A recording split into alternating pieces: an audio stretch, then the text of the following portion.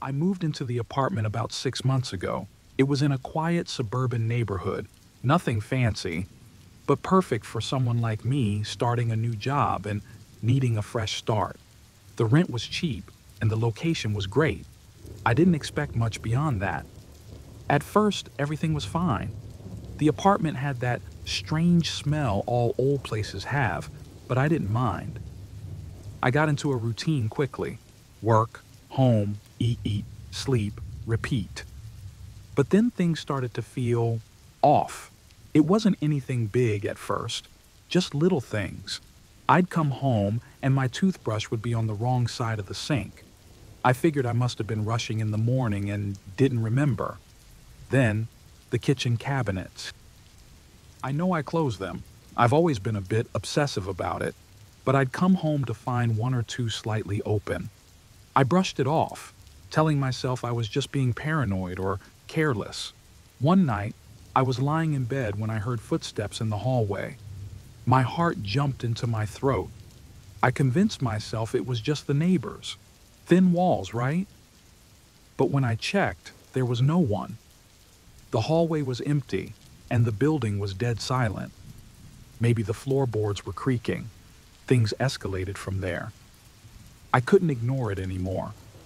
My keys went missing for an entire day, only to turn up in the fridge the next morning. One of the blinds in my living room was pulled up halfway when I swore I had left it fully closed. I couldn't shake the feeling that someone was in my space. It made me uneasy, like I was being watched. I decided to install a cheap security camera in the hallway leading to my bedroom, just in case. For a few days, nothing happened. The footage was always clear, just me coming and going. I started to feel ridiculous, like I was losing it. But then, I noticed small things again. Lights flickering in rooms I wasn't in. More cabinets left open. Every time I checked the footage, it showed nothing unusual. I began to lose sleep. I was always on edge, double-checking the locks and windows. I even started to get paranoid about my neighbors. Maybe someone was messing with me, but why? I had no reason to think anyone was out to get me, and I felt foolish for suspecting them. Then, one night, I checked the camera footage before bed, and that's when I saw it. It was me, wandering around the apartment in the middle of the night. The timestamp said it was around 3 a.m. I had no memory of it. In the footage, I looked off. My movements were slow, almost like I was sleepwalking. But here's the thing. I've never sleptwalked in my life. It freaked me out, but I tried to rationalize it. Maybe it was stress. Work had been crazy, and the move itself was a huge adjustment. I thought, maybe I'm just exhausted. That's all it is. I set up more cameras, this time in the living room and kitchen. I had to know what was happening. The next few nights were worse. Each morning, I'd check the footage and find more clips of me wandering around, staring blankly at the walls or the cameras. My face was expressionless, eyes half closed. I tried staying up, but no matter how hard I fought it, I'd eventually pass out from exhaustion. One morning, I woke up in the living room, sitting on the floor with my back against the couch. I didn't remember how I got there. My front door was unlocked. I swear I locked it the night before. That's when my health started to tank. I was exhausted, paranoid, and scared. I couldn't think straight. I felt like I was being watched, but there was no one on the cameras except me, acting like someone I didn't even recognize. The final straw came one night when I woke up and I couldn't move. It was like my body was frozen, but I was fully aware. My bedroom door was slightly open, and through the crack, I saw a shadow. Someone was standing there just outside the room, watching me. I wanted to scream, but nothing came out. My heart pounded in my chest, and I felt like I was going to pass out from the fear. When I finally managed to move, I jumped out of bed and checked the cameras. Nothing. No one. Just me, lying in bed, frozen in the same position I had been in. But I know what I saw. I know someone was there. I couldn't take it anymore. That night, I stayed awake in the living room with a kitchen knife in my hand. I turned on every light in the apartment and waited. But at some point, I must have dozed off. I woke up standing in the hallway, the knife in my hand, staring into the dark. My body felt like it was moving on its own, but my mind was screaming to stop. That's when I saw it, the figure. It was barely visible, standing just beyond the light from the hallway. I felt paralyzed. I tried to say something, but my throat was dry. The figure didn't move. It just stood there, watching me. I gripped the knife and lunged forward, but as I got closer, it vanished. I collapsed to the floor, shaking, the knife clattering from my hand. When I checked the footage the next morning, the figure wasn't there. It was just me, standing alone in the hallway with the knife, staring into nothing. I packed my things and left the apartment that day. I couldn't stay there anymore. Whatever was happening, it wasn't something I could handle. As I walked out the door for the last time, I couldn't shake the feeling that I was being watched. I glanced back once more, but nothing was there. Or maybe it was. I don't know anymore. I still can't sleep through the night. Even now, in a new place, I wake up in a panic, feeling like something is lurking just outside my vision. I don't know if I'll ever feel safe again.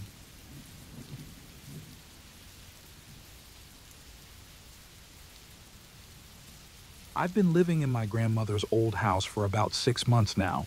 It's a small place, tucked in a quiet neighborhood, nothing fancy, but it's got a lot of character. The kind of house where every floorboard creaks and the pipes rattle when you run the hot water. Honestly, I was just grateful to have inherited it. I couldn't afford my own place otherwise.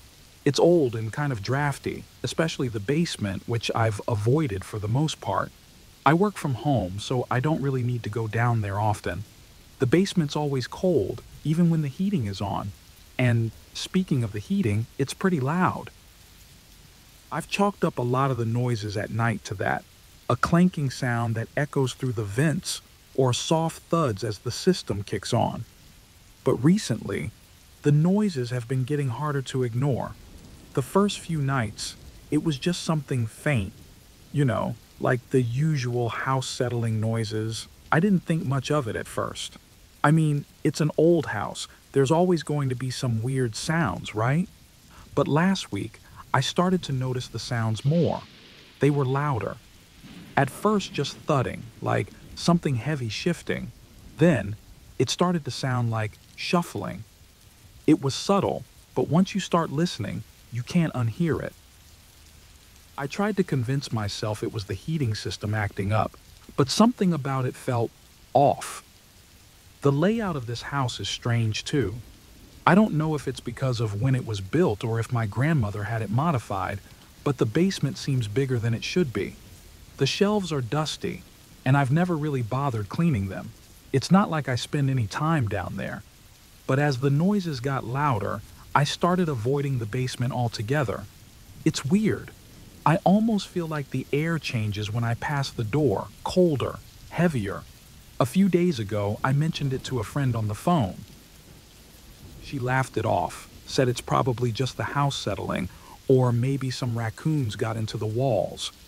I wanted to believe her, but something in my gut told me this wasn't normal. It's not that I think anyone's in the house, it's just unsettling. That night, I was lying in bed when I heard it again. But this time, it was louder, more distinct. I swear I heard footsteps. They were soft, but definitely there, pacing back and forth. My heart started racing. I sat up, straining to listen. It couldn't be footsteps. No one else had a key to the house, and I'd locked all the doors and windows. Still, I couldn't shake the feeling that something or someone was down there. I thought about calling the police, but what would I say? That I was hearing noises? They'd probably think I was being paranoid. I didn't want to seem crazy. So I stayed in bed, staring at the ceiling, too scared to move. A few days later, I finally decided to investigate. I mean, it was probably just my imagination, right? I grabbed a flashlight, stood at the top of the basement stairs, and took a deep breath. The creaky wooden steps groaned under my weight as I descended. The air down there felt colder than usual, like it was coming from somewhere deep below. I told myself it was just the draft. As I reached the bottom, I heard it, a loud bang from the far corner of the basement. My heart leaped into my throat. I froze, barely breathing, the beam of my flashlight darting across the shelves. There was nothing, just the old furniture and boxes my grandmother had left behind. But then I felt it, a draft of cold air. That's when I saw the door. I could have sworn it wasn't there before. A small, old door, partially ajar, tucked away behind one of the shelves. My hand shook as I reached for it. Something about it felt wrong, like it didn't belong in the house. I should have called someone. I should have turned around and left. But instead, I pushed the door open. The space beyond was dark and cramped, filled with cobwebs and dust. My flashlight flickered over the walls. There was nothing in there, just an old, unused crawl space. I exhaled, laughing at myself for being so scared. It was just an old door, and the noises were probably coming from the heating system or something rattling around. I turned to leave, but that's when I heard it again, the soft sound of shuffling. But this time, it was coming from behind me, from the direction I had just crossed. I whipped around, shining the flashlight back into the basement, but there was nothing, just empty shelves and shadows. I stumbled back upstairs, my heart still racing. I locked the basement door behind me, trying to convince myself it was all in my head. It had to be. I laughed it off, telling myself I was being ridiculous. It's just an old house. Old houses make noise. But that night, as I lay in bed, trying to calm down, I heard it again. A faint thud coming from the basement. My stomach twisted into knots. I pulled the covers up, listening, praying it would stop. It's been a few weeks since then. The noises haven't stopped. Every night I still hear them, faint footsteps, like someone pacing just below the floorboards. I've tried to ignore it, tell myself it's just the house settling, or the heating system acting up. But every night, the footsteps continue, and I can't bring myself to go down there again. I've even started thinking about selling the place. It's a beautiful house, but I don't think I can stay here much longer. As I type this, I hear something new. A soft whisper, coming from the basement. It's calling my name.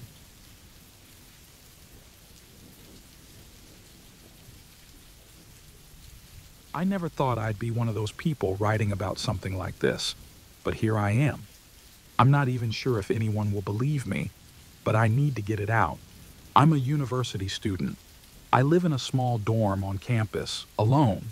It's nothing special, just a typical room with a bed, desk, and a large window that looks out onto the courtyard below. My days are pretty normal. I go to class, hang out with friends, and stay up late studying most nights. The usual stuff. But about a month ago, something started to feel off. At first, it was just small things, like a weird sensation that I was being watched. You know that feeling when you're alone, but something in your gut tells you someone's eyes are on you? I brushed it off, thinking it was just me being paranoid.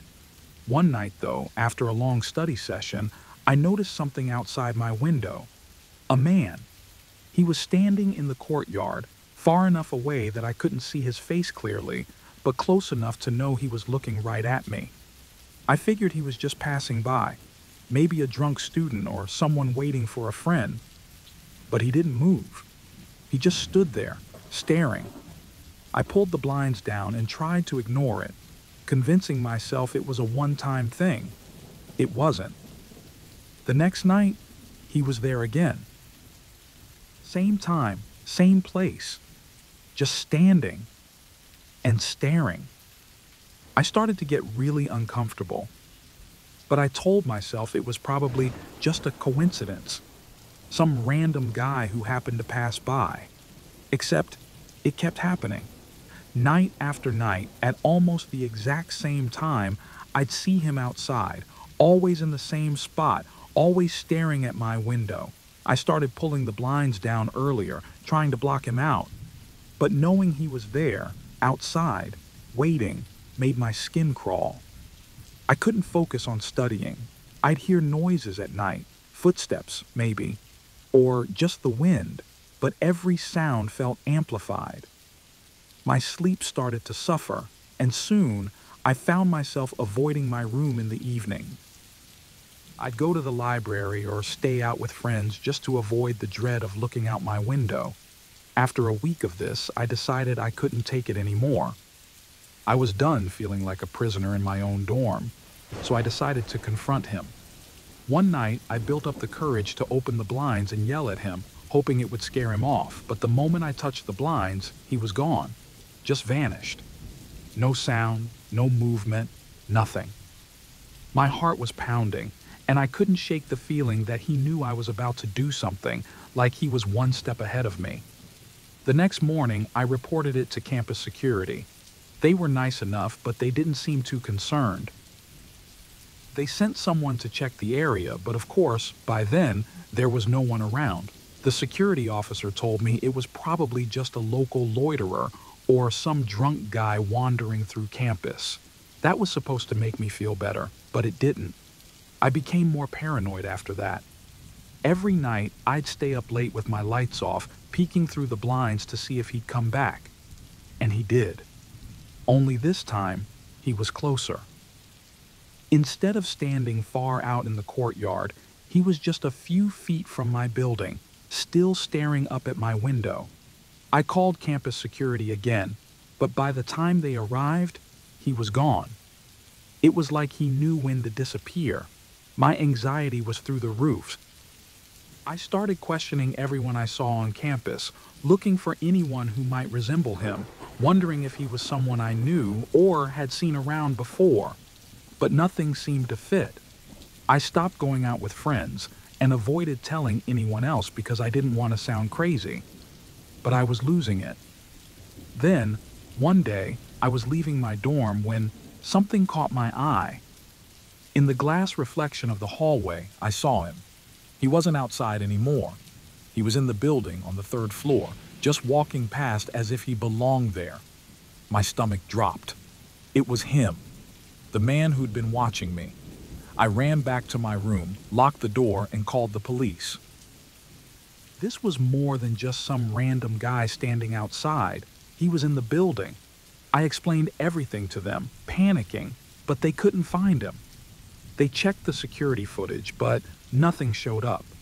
I started to doubt myself, wondering if maybe I had imagined the whole thing, but deep down, I knew I hadn't. The police told me to be careful, but without any real proof, there wasn't much they could do. I felt helpless.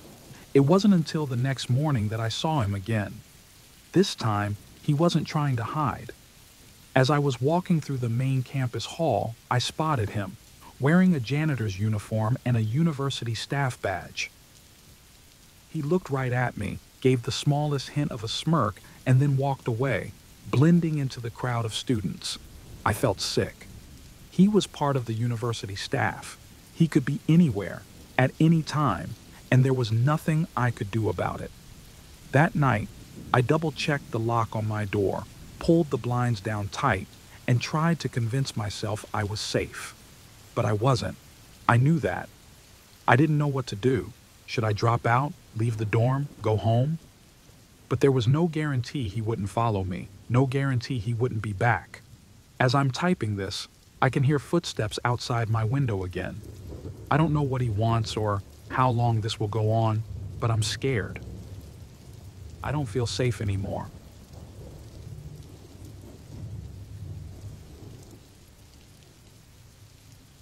Vanishing route. I've never been the kind of person to freak out easily. I'm not paranoid, and I enjoy my routines. Running every morning has been my way to clear my head, a small ritual that gives me peace.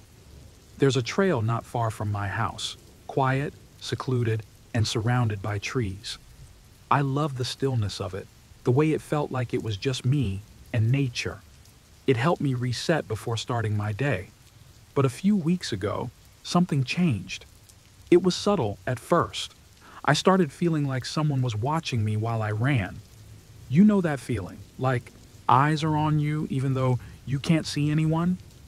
I'd glance over my shoulder a few times, but I'd always shrug it off. It was probably nothing, just my imagination. Still, the feeling stayed with me, lingering in the back of my mind, making the trail feel less peaceful. One morning, as I approached the entrance to the trail, I noticed a car parked nearby. It was odd because there's usually no traffic in that area. The car was a little beat up, but nothing too out of place. I didn't think much of it at the time, and I started my run like usual. About halfway through, though, I saw the same car again. This time, it was parked further up, on the shoulder of the trail. That was impossible. The trail was narrow, and there was no way for the car to have gotten from the entrance to where I was without me hearing it. My stomach tightened. I told myself I was being ridiculous, that I probably just mixed up two similar-looking cars. But as I kept running, the feeling of being watched intensified. The trees seemed to press in closer, and every rustle in the bushes made my heart jump. I picked up my pace, practically sprinting the last mile home, hoping the feeling would disappear once I was back in familiar surroundings. It didn't. The next few days, I tried changing up my routine, running at different times, but the car kept showing up. It wasn't there every day, but often enough that I couldn't shake the unease. Sometimes it was parked at the entrance, sometimes halfway down the trail. And it was always the same, an old dented sedan. Every time I saw it, my pulse quickened, and I couldn't finish my run fast enough. I told a few friends about it, hoping for some reassurance, but they brushed it off. "You're just imagining things," they'd say. "It's probably just someone parking to take a break." But I knew it wasn't that. Something about the car, about the way it appeared and reappeared, felt too deliberate. One morning, I was running and heard footsteps behind me. At first, I thought it was another runner, but when I glanced back, no one was there. The footsteps stopped when I stopped and started again when I started. I was officially freaked out. I didn't finish my run that day. I turned around and raced home, adrenaline pumping, trying to convince myself that it was nothing, but my instincts told me otherwise. Later that day, I found a small note tucked under my windshield wiper. "I see you." My blood ran cold. It was then I realized this wasn't just in my head. I decided I couldn't avoid it anymore. The next morning, I took my phone with me, determined to take a picture of the car if I saw it again. I was scared, but I needed to know. I started my run, keeping my eyes peeled. Sure enough, about halfway down the trail, I saw it, parked further down this time. The car was idling, and for the first time, the driver was sitting inside, watching me. My breath caught in my throat. I stopped running and just stared. He was middle-aged, wearing a cap pulled low over his eyes, and we just stood there in silence for what felt like forever. Then, without warning, he got out of the car. My heart pounded in my chest as he stepped toward me. But then, just as quickly, he changed his mind. He got back into the car, slammed the door, and sped away, tires screeching. I was too stunned to even get my phone out in time to snap a picture. I ran home as fast as I could, barely able to think straight. When I got home, I sat down and checked the local news, hoping for some answers. That's when I saw it. A woman had gone missing. She was last seen jogging on the same trail. My stomach dropped.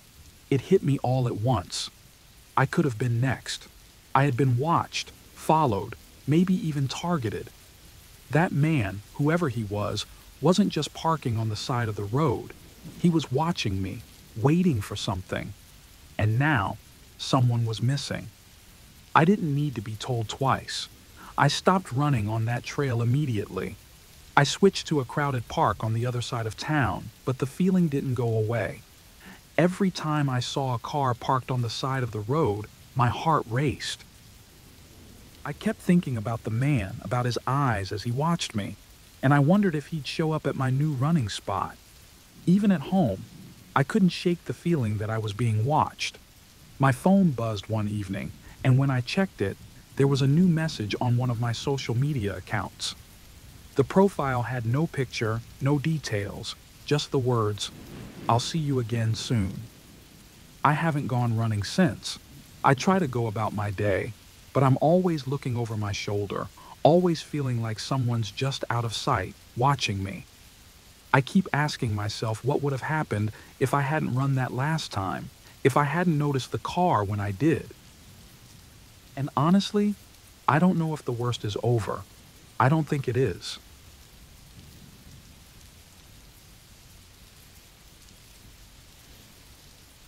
The overnight shift. I've worked as a night shift nurse for almost 2 years now. It's not easy, but I got used to the quiet halls, the low hum of fluorescent lights, and the occasional bizarre behavior from patients. The hospital I work at isn't large, so there are only a few of us on duty overnight. Sometimes it feels like the whole world is asleep while I'm awake, wandering these sterile, empty corridors. But night shifts always felt a bit eerie.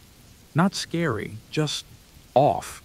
You hear things in a hospital at night, buzzing lights, footsteps from the floor above, or a soft creak in the distance. I'd tell myself it was nothing, just my mind playing tricks on me. Most of the time, it was easy to ignore, until that one night. I was doing my usual rounds when I noticed the phone at the nurse's station flashing. Missed call from an unknown number. I didn't think much of it. Probably a patient's family calling to check in. I brushed it off and continued my routine, but something about it made me feel uneasy. A few hours later, I returned to the station, and the phone rang again. This time, the caller ID showed no caller ID. I answered out of habit. Silence. Then, heavy breathing. It wasn't like someone was out of breath. It was slow, deliberate, and close to the phone. I hung up quickly, a shiver running down my spine. It was weird, but I tried to convince myself it was a prank. Probably some teenager messing with hospital numbers. But there was something about that breathing. It felt personal, like whoever it was knew I was there, alone. I couldn't shake the feeling that I was being watched. The hospital, already too quiet, suddenly felt oppressive, like the walls were closing in. There weren't many staff on shift, just me and two other nurses, one of whom was at the far end of the building. I was essentially alone. A couple of hours passed, and the phone rang again. Same no caller ID. This time, I hesitated before answering, my heart racing.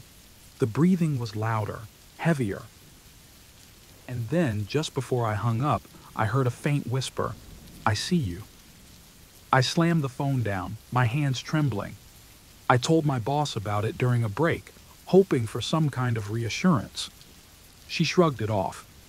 "It's probably some patient with dementia wandering around," she said, her tone dismissive. "We get strange calls from inside sometimes. They figure out how to dial random numbers." That should have made me feel better, but it didn't. Something still didn't sit right with me. The hospital felt different, colder. I kept looking over my shoulder, waiting for something to happen. The calls started coming more frequently after that. Every time I answered, it was the same, heavy breathing. Sometimes my name whispered through the line before it would go dead. I tried to laugh it off, but my nerves were shot. I started seeing things, shadows where there shouldn't be any, reflections in the glass of empty rooms. I couldn't shake the feeling that someone was watching me. I checked the security cameras, but nothing seemed out of the ordinary. The empty hallways and quiet rooms showed no signs of anyone lurking, but I couldn't shake the paranoia building inside me. Finally, after one more call, I phoned the security office. They told me not to worry. It's probably just one of the patients playing with the phones. It happens. They didn't seem concerned, but I knew something wasn't right. This wasn't just some harmless prank. On one of the calls, I heard something new in the background. A faint noise, like a door creaking. I froze. I knew that sound. It was the door to the break room down the hall from where I was standing. The realization hit me hard. The calls were coming from inside the hospital. Just then, the lights flickered. The air felt thick, like the entire hospital had gone still. My phone rang again, its shrill tone cutting through the silence, and my blood ran cold. I felt completely trapped. There was no one around, no one who could help. I answered, my hand shaking, and this time the whisper was clear. "I see you." It was a low, distorted voice, the kind that twists your stomach into knots. That's when I knew. I wasn't imagining things. Someone was here, and they were watching me. I bolted. I didn't know where I was going, but I needed to get away. The hospital suddenly felt like a maze, its hallways stretching too long, the fluorescent lights buzzing overhead. Every shadow looked like a person. Every corner felt like a trap. I ran to the main exit, but the doors wouldn't open. My heart pounded in my chest as I fumbled with the door, dropping my phone in the process. Then, the ringing echoed through the hall. It wasn't from my phone. It was from the nurse's station. The call was coming from there. I turned, realizing with horror that the sound wasn't far away. It was close, too close. The call was coming from the room directly behind me. I didn't think. I just ran. I don't even remember leaving the hospital. Somehow, I made it to my car, shaking so badly I could barely grip the steering wheel. I drove home, my mind racing, unable to make sense of what had just happened. But even as I pulled into my driveway, the feeling didn't go away. My mind kept replaying everything. Was I in real danger, or had I let my imagination get the better of me? I couldn't answer those questions, but the fear lingered. When I got home, I checked my phone. There was a new message from an unknown number. 3 words. "You can't hide." I never went back to work after that night. I couldn't. Even now, every time my phone rings, my heart skips a beat. I avoid hospitals. I avoid talking about that night. But I can't shake the feeling that whoever it was, they're still out there, watching. That's why I'm posting this. Has anyone else experienced something like this? Am I just going crazy, or is there something more to it? Because the calls, they've started again.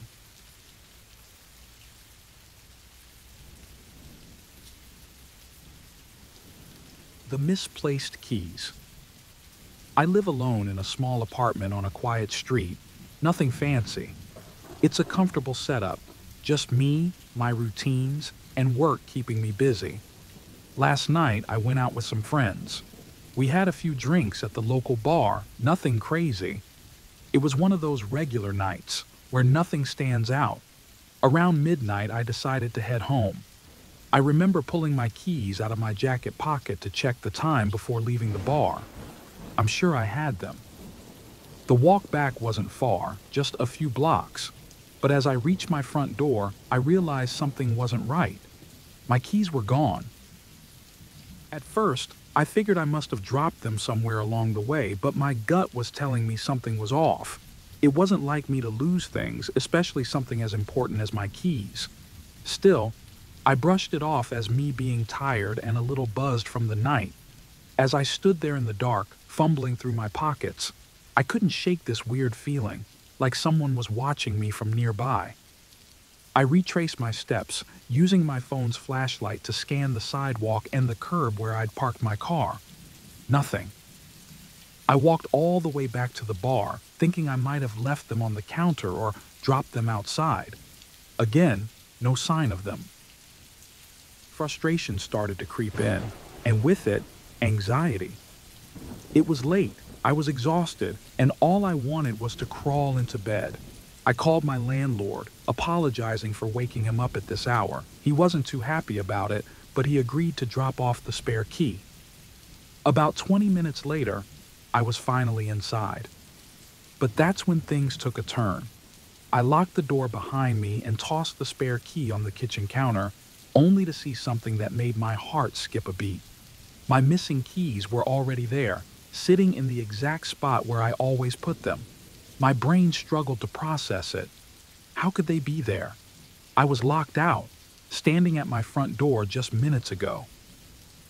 My first thought was that maybe I'd left them inside before going out, but I knew I had them at the bar. I couldn't explain it. Then the darker thought hit me. Had someone been inside my apartment? Someone who had my keys? My mind raced with the possibility. I felt a chill run through me. The sense of being watched earlier didn't feel so silly now. I started checking the apartment, moving slowly from room to room. I opened every closet door, checked under the bed, even behind the shower curtain. Everything was exactly where it should be. No broken windows, no signs of forced entry. But the feeling lingered. Something wasn't right. I turned on every light in the apartment, trying to chase away the unease, but it only made the shadows feel more sinister. Every creak of the floor, every distant sound from outside put me on edge. I kept glancing over my shoulder, expecting someone or something to be there. The air felt heavy, like it had been disturbed. I double-checked the windows and door locks, even though they were all secure. My mind started playing tricks on me, imagining worst-case scenarios. Maybe someone had been inside and left before I got back. Maybe they'd return. The more I thought about it, the more paranoid I became. The night seemed to stretch on forever, every minute feeling longer than the last. Just as I was starting to calm down, trying to convince myself I was overreacting, I heard it. A soft creak coming from the hallway, like a door slowly opening. My heart pounded in my chest. I stood frozen, gripping a kitchen knife I had picked up without even realizing it. I moved slowly toward the noise, every step feeling like a mile. My breath was shallow, my ears straining for any other sound. When I reached the hallway, everything was still. The door I thought had creaked was shut tight. But there was something else. A shift in the air. A faint scent I didn't recognize, like someone had been there moments before. Panic set in.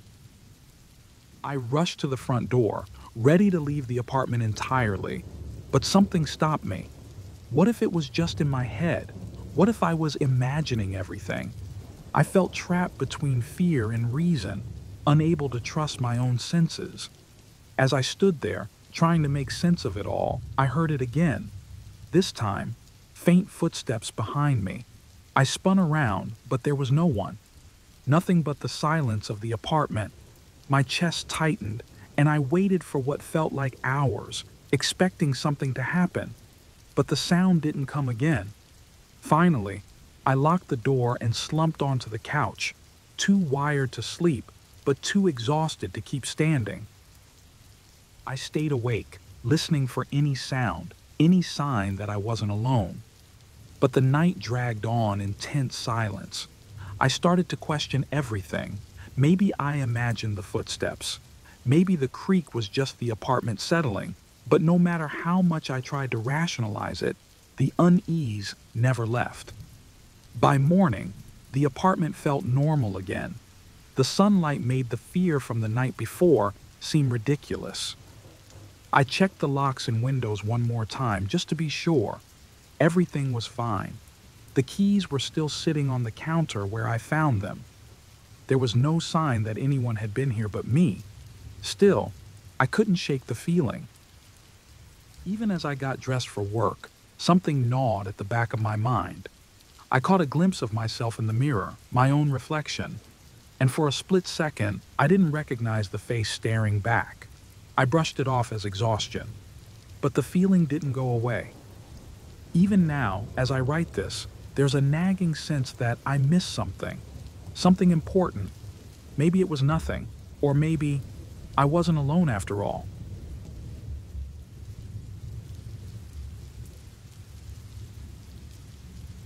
The hotel room across the hall. I'm not one for telling creepy stories, but I haven't been able to shake this for months now. Maybe it'll help if I put it out there. Let me know if anyone has gone through something similar. It's still hard for me to believe this really happened. I travel a lot for work, so staying in hotels is pretty routine for me. This particular trip was no different. A midweek business trip to a fairly typical hotel chain. Nothing fancy, just clean and comfortable enough to crash after long days of meetings. I checked in, dropped my bags in the room, and settled into my usual routine.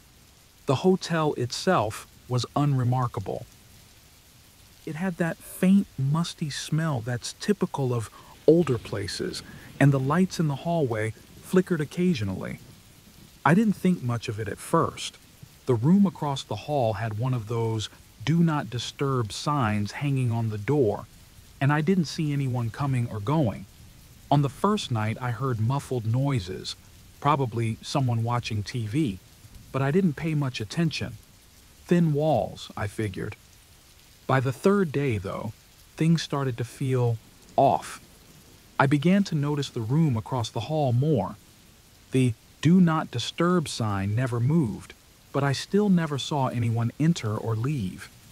Late at night, I started hearing strange sounds.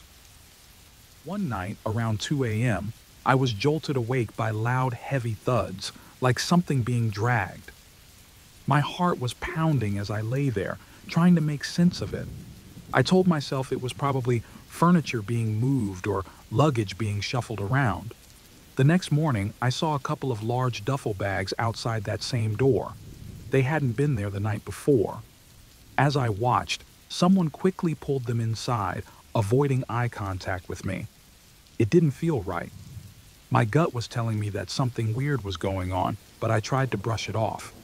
Maybe I was just tired. That night, I couldn't sleep. I kept listening for more sounds. Around 3 a.m., I heard what I can only describe as muffled cries, followed by a low shuffling noise, like someone moving around slowly. My stomach turned. What the hell was happening in that room? I thought about knocking on the door, but then I second-guessed myself. What if I was overreacting? Maybe it was just my imagination running wild after a long day. I tried to convince myself it wasn't my business, but I couldn't shake the feeling that something was seriously wrong. The next morning, I decided to talk to the front desk. I casually mentioned the noises coming from the room across the hall, but the receptionist barely looked up from her computer. She just shrugged and said, "No one else has complained." I left feeling uneasy, but figured maybe it wasn't anything serious. Still, that room stuck in my mind. Over the next few days, things got worse. I started obsessing over the room. Every time I passed by, I checked the door, but the "Do Not Disturb" sign stayed in place, day and night. One evening, after another long business dinner, I came back to the hotel and noticed the door across the hall was slightly ajar. My pulse quickened. I stood there for a second, staring, debating whether I should look inside. Before I could make a decision, the door slammed shut, hard. I jumped back, my heart racing. I was convinced now. Something bad was going on in that room. The next day, I noticed a strange smell in the hallway. It was faint, but it made me nauseous. It was metallic, almost like iron. I couldn't get the image of those duffel bags out of my head. Were they smuggling something? Was someone hurt in there? I started losing sleep, lying awake at night, listening for more noises. I even tried talking to one of the housekeepers, but when I asked her about the room, she looked confused. She told me she hadn't cleaned it in over a week because, according to their system, the room was supposed to be vacant. Vacant? I felt a chill run down my spine. How could a room be vacant when I'd been hearing noises coming from it every night? Someone was staying there. I'd seen them pull in the duffel bags. My paranoia spiraled. That night, I woke up to loud banging from across the hall. It sounded like something heavy was being dragged again. I couldn't ignore it anymore. I grabbed the phone and called the front desk, demanding they send security to check the room. The receptionist sounded annoyed but said they'd send someone up. I watched from my peephole as a security guard knocked on the door. No response. They knocked again. Still nothing. Finally, the guard used a master key to unlock the door and went inside. I held my breath, waiting for something to happen, but after a minute, the guard came back out, looking confused. I opened my door and asked him what he found. "Nothing," he said. "The room's empty." Empty? That didn't make any sense. I pressed him for more details, but he insisted that the room had no furniture, no bags, nothing. And, according to their records, no one had stayed there for weeks. I felt like I was losing my mind. I checked out of the hotel first thing the next morning. Even as I packed, I kept glancing at the door across the hall, waiting for something, anything to happen. On the way to the airport, I tried to convince myself that I'd imagined it all. Maybe the stress of work had gotten to me. Maybe I was just exhausted. But I couldn't shake the feeling that something awful had happened in that room, and it had been covered up. Even now, back at home, I can't stop thinking about it. I have nightmares about standing in that hallway, staring at the door, knowing that something terrible is just on the other side. Then, a few weeks ago, I got an anonymous email. It was just one sentence. "You saw too much." I don't know what to do with that. Part of me wishes I had never said anything, but I can't help wondering if I'm still in danger. If anyone else has ever experienced something like this, let me know. I just need to know I'm not alone.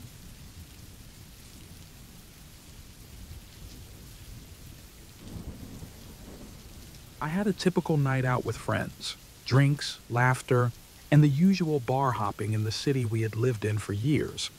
I don't usually go out alone, but I didn't mind calling an Uber when we all split up afterward. It had become part of my routine, one of those small precautions you take when you're a woman in a big city. It's safer than walking, right? Plus, it was a Saturday night and the streets were busy with people. I'd heard the news. There had been a few missing persons reports in the area recently, mostly young women. It was unsettling, but in the way distant news stories are, something that happens to other people, never to you. I shrugged it off as paranoia. I ordered an Uber, as usual, a black sedan, just like the one that pulled up in front of me. I didn't bother checking the license plate. It looked close enough. I opened the door, got in, and greeted the driver. He didn't say much, which didn't seem strange at first. Some drivers are chatty, others aren't. I wasn't really in the mood for small talk anyway. As we pulled away, I checked my phone to see how long the trip would take. That's when I noticed the car wasn't following the route the app was showing. It was just a minor deviation at first, like he missed a turn or something. I asked, trying to keep my voice calm. "Are you sure this is the right way?" "Shortcut," he said, his voice low and dismissive. I didn't push it. Maybe he knew the area better than the GPS. Maybe I was overthinking things. Still, something about it didn't sit right with me. He wasn't using the app to navigate, and I couldn't see a GPS anywhere in the car. I tried to shake off the feeling of unease creeping up my spine. I glanced at him. He hadn't made eye contact with me once since I got in the car. His eyes stayed glued to the road, hands gripping the wheel just a little too tightly. I tried asking him again, more firmly this time. "Where are we going?" "This doesn't look right." "We're getting there," he muttered, but the tone of his voice, there was something off about it. Cold, distant. My heart started racing. The streets outside the window looked less familiar, narrower, darker. I realized we weren't on the main road anymore. I quickly sent a text to my friend, something casual, just in case. "Heading home, should be there in 10. But the message didn't send.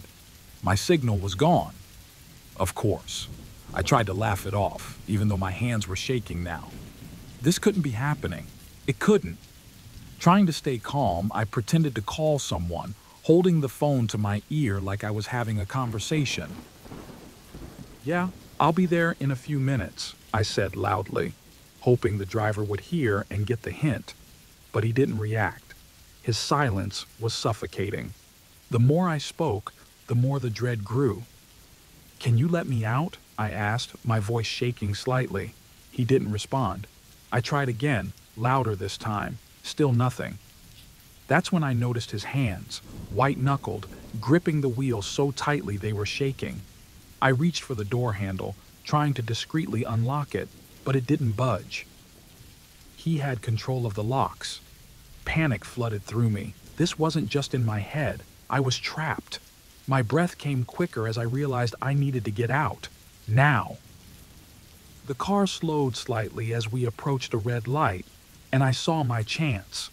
"Let me out," I yelled, trying to reach for the door again. This time, he turned to me, his face calm, almost too calm. "Relax," he said. "It's just a shortcut." But his voice, there was nothing reassuring about it. It felt like ice, like there was something far more dangerous beneath the surface. My pulse pounded in my ears, and before I could think, I lunged for the door, slamming my hands against the lock. He tried to grab me, his hand brushing my arm as I struggled with the door. In a split second of pure adrenaline, I managed to hit the unlock button on my side. The door swung open and I threw myself out onto the street. My body hit the pavement hard, pain shooting through my side, but I didn't care. I scrambled to my feet just as the light turned green, and the car sped off into the night, disappearing before I could even catch a glimpse of the license plate. A car behind me stopped, the driver rolling down his window to ask if I was okay. I must have looked like a mess, scraped up, trembling, but alive. He offered me a ride to the nearest police station, and I took it. At the station, I told the officers everything, describing the car, the driver, every detail I could remember. But without a license plate or anything concrete, they didn't seem too concerned. "Maybe it was just a driver taking a different route," one of them suggested. "Did you check if he was your Uber?" I hadn't, and now, looking back, I realized how careless that was. They said they'd keep an eye out, but I could tell from their expressions that they didn't think much of it. I left the station feeling frustrated, angry at myself for not being more careful, and terrified at how close I had come to what? I didn't even want to imagine. As I was walking out, I overheard two officers talking about another missing woman. She had disappeared just a few nights ago. My blood ran cold. That could have been me. Now, every time I leave my house, I feel like I'm being watched. I can't shake the paranoia, the feeling that he's still out there.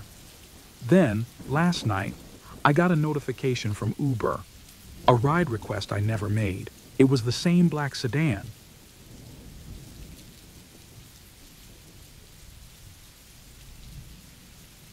I moved into the apartment complex about 6 months ago. It wasn't anything fancy, just an old building with thin walls and a strange musty smell that I could never quite get rid of. But the rent was cheap, and I needed a place fast after landing a new job across town. I didn't have much choice. It was in a quiet neighborhood, and I figured it would be a good spot to start fresh. The building had an odd vibe, but I chalked it up to being unfamiliar. I live alone, which I didn't mind at first. My neighbors were distant, which was fine by me. There was one person, though, that I never saw. The apartment next to mine always had its door shut. I never heard anyone coming or going, not even when I was home all day on weekends. It was strange, but I didn't think too much about it. Maybe they worked night shifts or traveled a lot. Whatever the reason, it wasn't my business. Then one night, as I was falling asleep, I heard a loud thud from next door. It startled me, but I brushed it off as someone dropping something heavy. That was the first sound I'd ever heard from that apartment. It should have felt normal, but something about the silence that followed made me uneasy.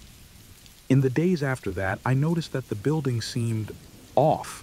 The hallways were too quiet, especially at night.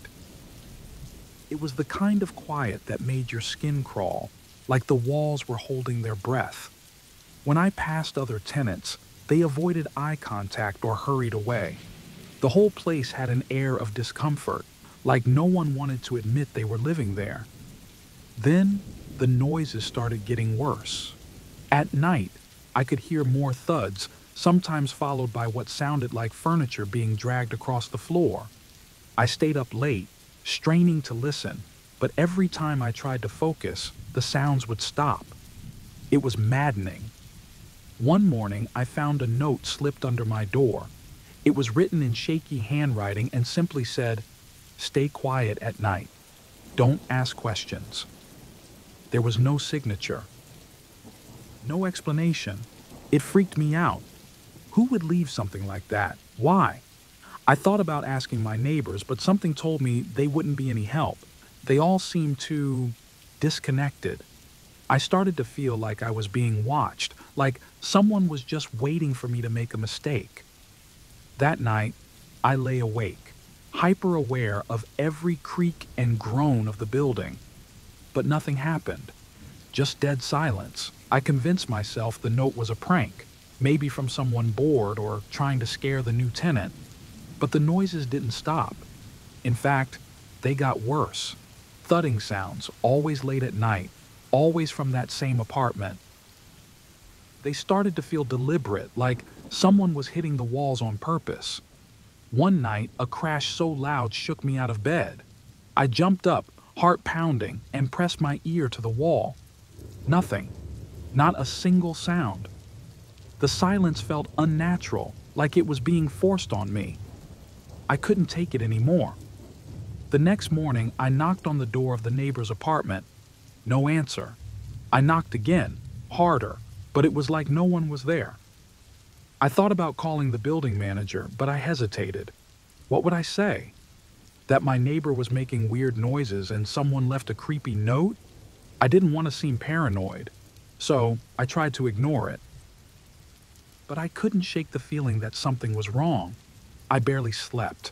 I started locking my doors, checking the windows, double-checking that everything was secure. I even looked online for any news about the building, but there was nothing. No history, no incidents, just silence. Then one night, the noises stopped. Completely. I should have been relieved, but the quiet made me even more anxious. It was too quiet, like the apartment itself was holding its breath.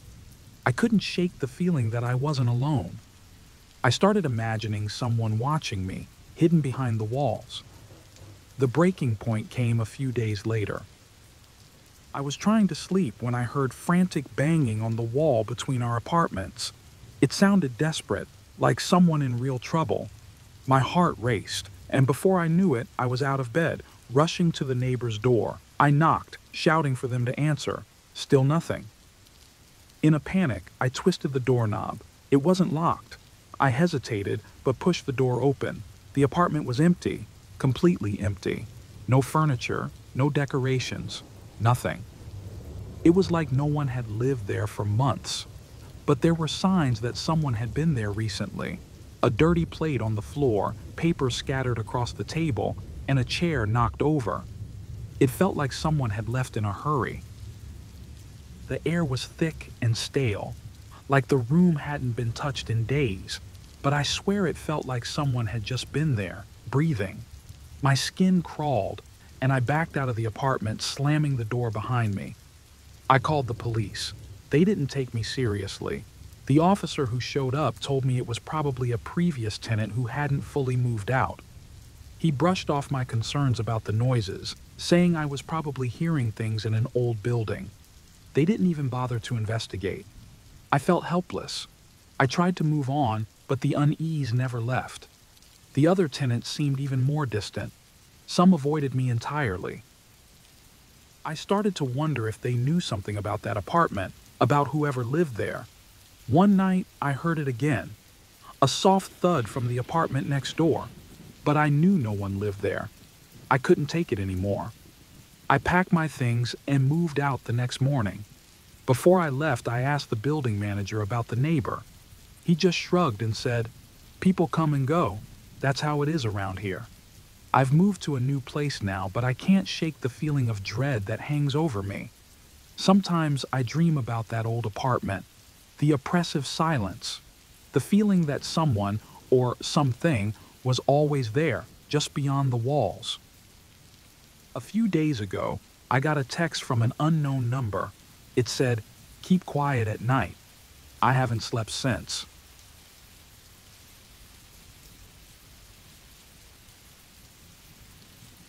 I want to share something that happened to me a few months ago. I'm still trying to make sense of it, and honestly, it's hard to talk about. I travel a lot for work, usually long, lonely road trips. I've always liked driving at night. Empty roads, quiet time to think. I've even made it a habit to pick up hitchhikers. I know it's risky, but I've always believed in helping people out. It never bothered me, at least not until this night. Before I get into it, I remember a coworker telling me, "One day, that habit of yours is going to bite you." I laughed it off at the time, but now it keeps replaying in my mind. Maybe I should have taken it more seriously. That night, everything felt a little off. I was driving a stretch of highway I've driven 100 times before, but something about it seemed different. The road was emptier than usual, darker. My headlights flickered a few times, but I brushed it off, thinking it was just the car acting up. Then, I saw him. He was standing on the side of the road, thumb out, wearing a worn-out jacket and carrying a heavy backpack. I didn't think twice before pulling over. He got in without saying much, just a nod of thanks. I tried to start a conversation, but he was pretty quiet. At first, it didn't seem like a big deal. A lot of people don't talk when they're catching a ride. But there was something about his silence that felt off. We drove in silence for a few minutes, and then, out of nowhere, he started asking me questions. Not the usual small talk either. He asked where I was headed, if I was married, if I drove this road often. The questions seemed harmless at first, but they got more personal the longer we drove. He asked where I lived and if I had kids. I told him I didn't, trying to keep the conversation light, but it was hard to ignore the growing unease in my chest. He wasn't even looking at me when he talked, just staring straight ahead, eyes fixed on the road. I started to regret picking him up. Then he asked, "You ever hear about people disappearing around here?" He said it like it was a casual thing, but it felt like a punch in the gut. I didn't know what to say, so I just mumbled something about not hearing anything like that. I could feel the tension in the car, thick and heavy.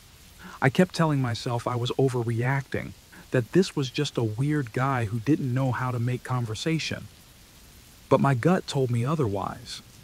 The conversation shifted after that, but not in a good way. He asked if I'd ever seen a girl he was looking for, and then he pulled out a crumpled photo from his jacket. It was a picture of a young woman, maybe in her 20s, but it was old and faded. I glanced at it, shook my head, and said I hadn't seen her. He didn't seem to believe me. Things got weirder after that. He kept muttering to himself, things I couldn't quite make out. Something about people not coming back from this road. I tried to keep calm, keep driving, but my mind was racing. What had I gotten myself into? I glanced at the clock, counting the miles until the next exit, thinking about how I could end this ride without pissing him off. That's when I noticed his hand. He had been keeping it inside his jacket pocket the whole time, gripping something. I tried to tell myself it was nothing, maybe just his phone or wallet, but deep down, I knew better. Then he pulled it out. It was a knife, small, rusty, but a knife nonetheless. My heart practically stopped. I kept my eyes on the road, but I could feel my body tense up, my pulse racing. I was waiting for him to make a move, to do something, but instead, he just sat there, staring at the knife in his hand. He started talking again, but this time it was different. He was rambling, like he wasn't even talking to me. "It wasn't supposed to happen this way," he kept saying. "She was supposed to be here." I didn't know what to do. Part of me wanted to pull over and run, but I knew that could set him off. So I just kept driving, praying that he wouldn't snap. Then, out of nowhere, he looked at me, his face calm, and said, "I'm sorry, man. I really messed up."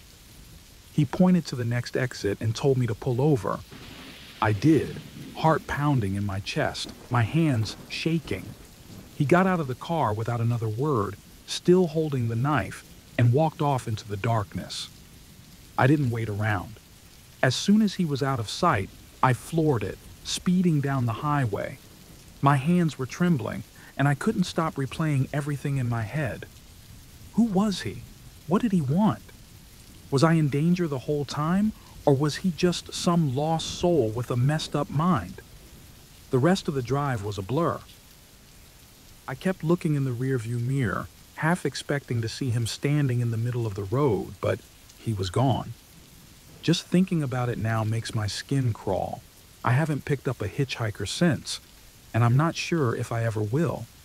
Every time I think about it, I get this sick feeling in my stomach. I keep asking myself, what if he had done something? What if I hadn't pulled over? I try to tell myself I was just overthinking, but then I saw something in the news a few days later. A man's body was found near that stretch of highway, holding a photo of a young woman. I can't shake the feeling that it was him.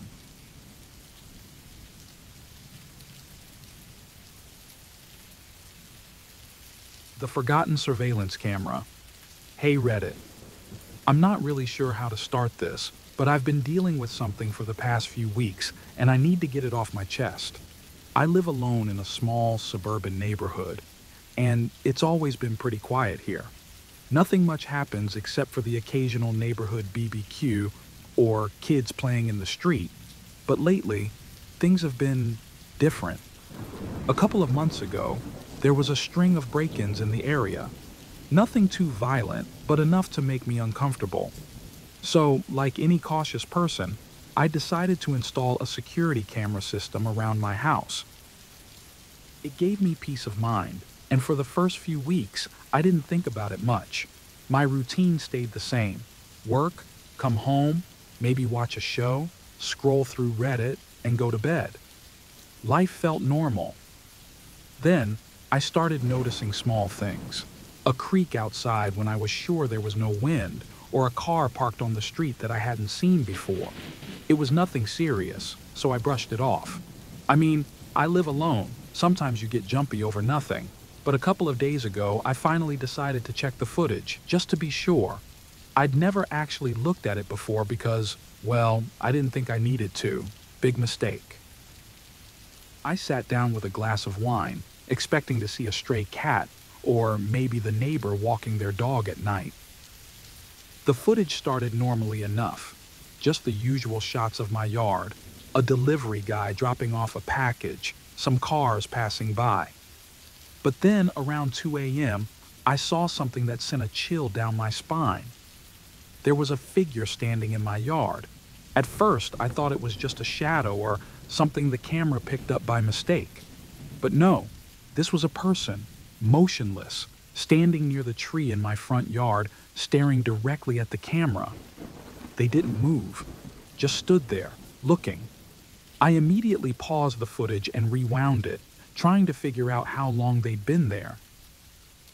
Turns out, they had been standing there for hours.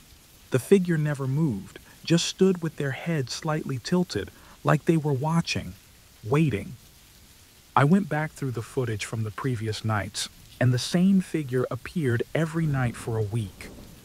Always around 2 a.m., always in the same spot, always just watching.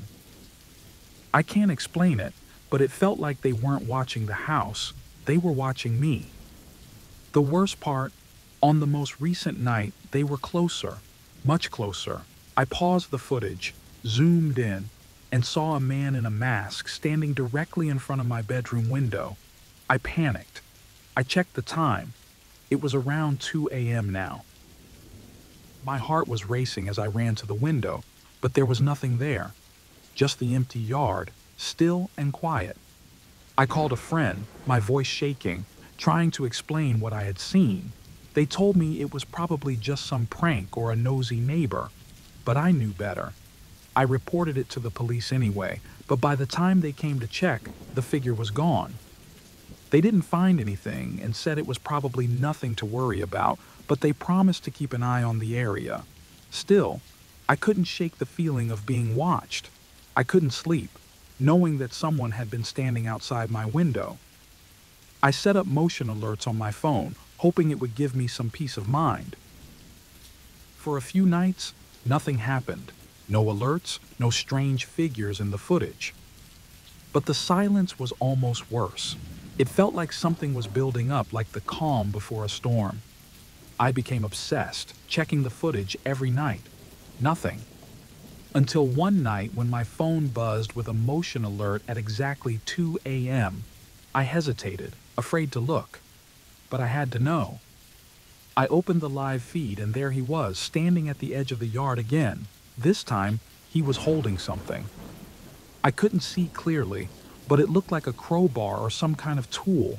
My blood ran cold. I watched as he slowly stepped closer to the house, but before I could do anything, the screen went black.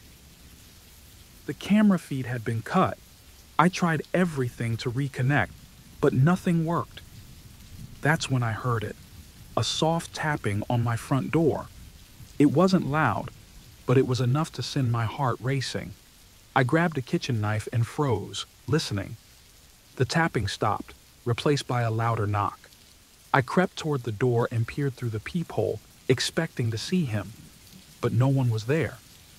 I stepped back, barely breathing, when I heard the sound of glass shattering from the back of the house. I ran and locked myself in the bathroom, clutching the knife, trying not to make a sound. Minutes passed, maybe hours. I lost track of time. It was dead silent. Finally, I worked up the courage to open the bathroom door just a crack. The house was empty, but the back window was shattered. The police came again, searched the house, and found nothing. No fingerprints, no signs of forced entry beyond the broken window. They suggested it was a random burglar, but I knew better. This was the man from the camera, the one who had been watching for nights. I haven't seen him since, but I haven't been able to shake the fear. Every creak, every shadow outside makes my heart race. I've repaired the cameras, but I checked the footage obsessively, waiting for him to show up again. A few nights ago, I noticed something odd. The camera that faces my front yard had been moved, tilted away from the house. I didn't move it. Has anyone else experienced something like this? Because I don't know if he's gone, or if he's still out there, watching.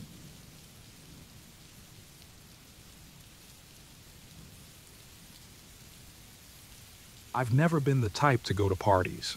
I'm more of a laid-back guy who prefers a quiet night in with a movie or some games. But last weekend, I let my friends convince me otherwise. They'd been pushing me for weeks to come to this house party.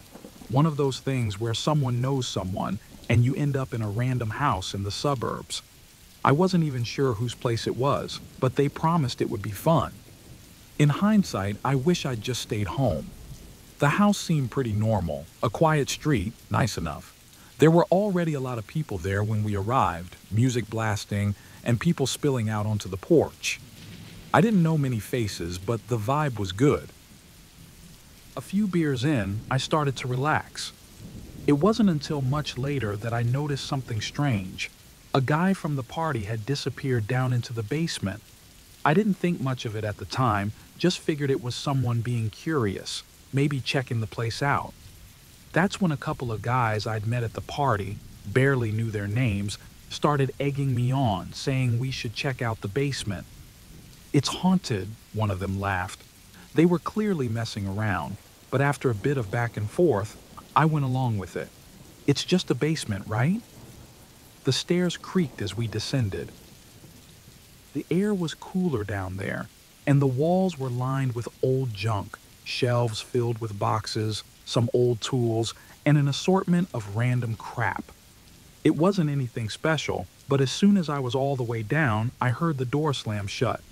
I laughed at first, thinking it was just part of the joke. I called out, expecting them to come right back and let me out, but after a few minutes, it was clear they weren't coming. I wasn't panicking yet. I thought they'd get bored and come back soon. But then another 5 minutes passed. Then 10. I started banging on the door, shouting, but nothing. I could hear the party still going on upstairs, people laughing and music blaring, but no one seemed to hear me.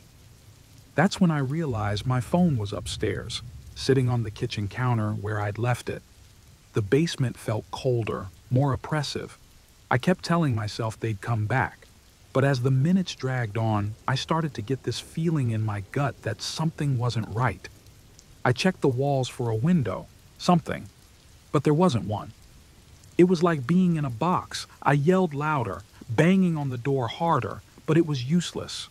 No one was coming. It must have been at least an hour before I really started to freak out. My hands were shaking, my heart pounding. The basement was dead silent now. The party above had quieted down, and all I could hear was my own breathing. I knew I had to get out of there, but there was only one other door, hidden behind a pile of boxes. I pushed them aside and found what looked like an old bomb shelter. Inside, the air was musty, like it hadn't been touched in years.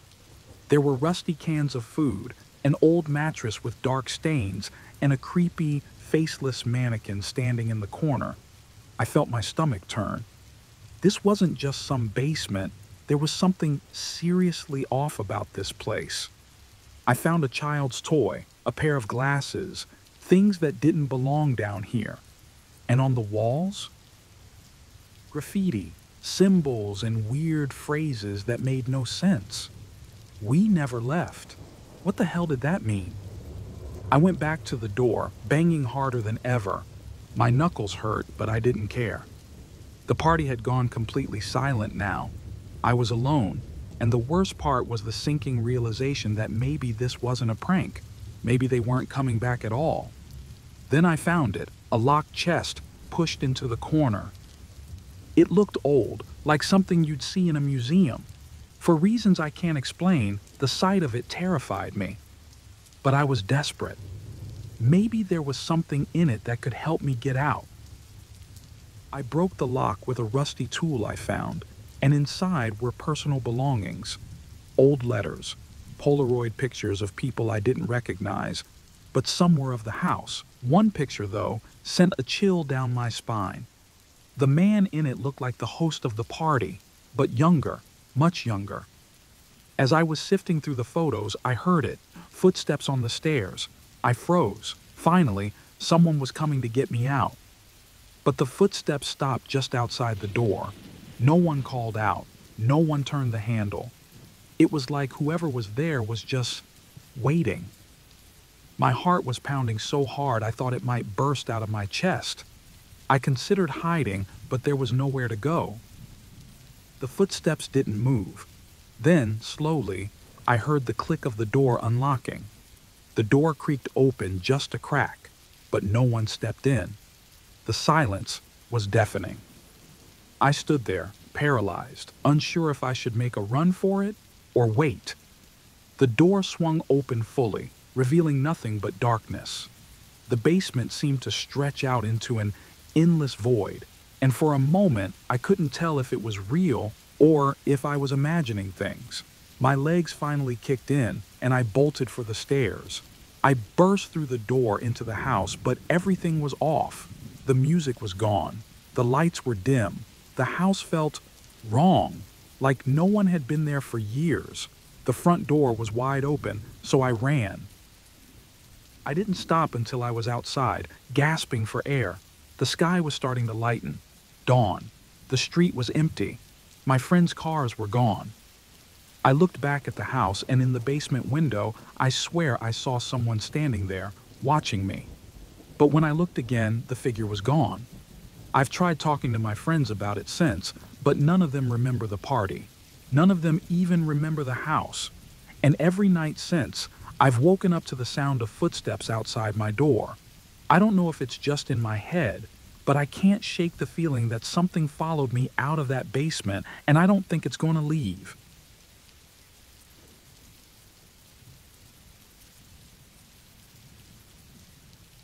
The Vanishing Campground. I've always loved camping, getting away from everything, disconnecting, and just spending time in nature. I've done it a dozen times before, but this one trip, it still haunts me.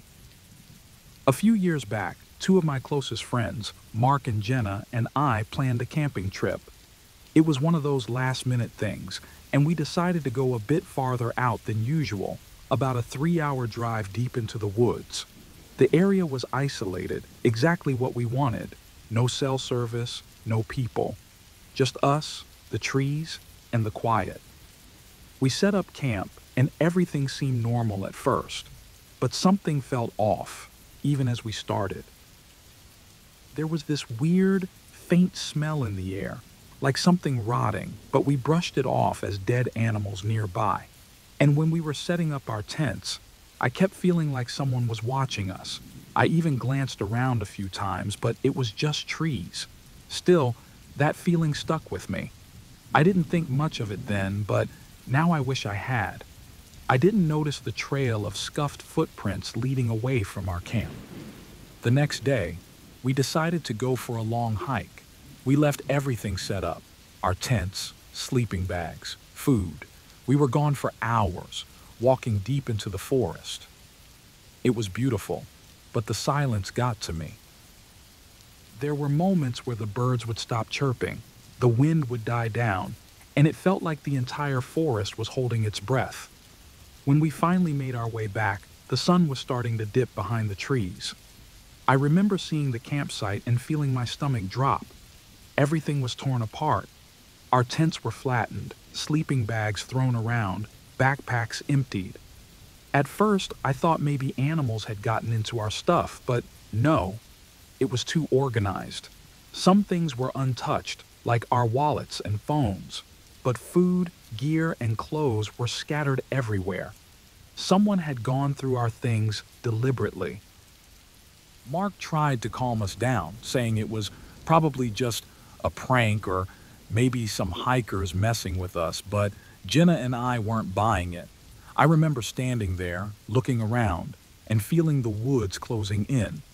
It wasn't just the camp, it was the whole place. Everything felt wrong. That smell was stronger now, and I felt eyes on us again.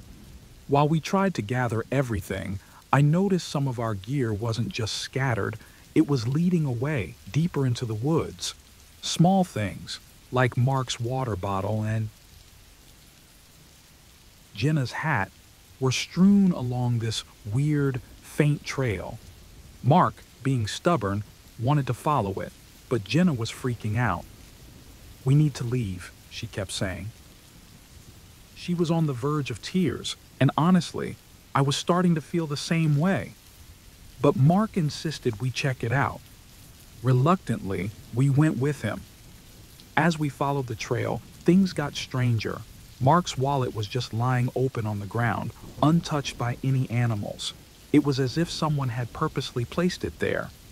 That's when I knew this wasn't just some random prank. Someone was messing with us, and it was getting dark. The further we went, the more uneasy we all became. I started hearing things, whispers or murmurs in the trees. Every time I tried to focus, the sound would stop, but the feeling of being watched only grew. Jenna grabbed my arm at one point and whispered, "This isn't right. We need to go now." I was about to agree when we realized something horrifying. Mark was gone. He had been walking ahead of us, but in the dimming light, we hadn't noticed when he disappeared. We called out for him over and over, but there was no answer. The forest had swallowed him up. Panic set in. Jenna started crying, and I was shouting Mark's name, but the woods were eerily quiet. No birds, no wind, and nothing. Just our voices echoing back at us. We started running, flashlights flickering as we searched. Every step felt heavier, like the trees were closing in around us. Then we found it.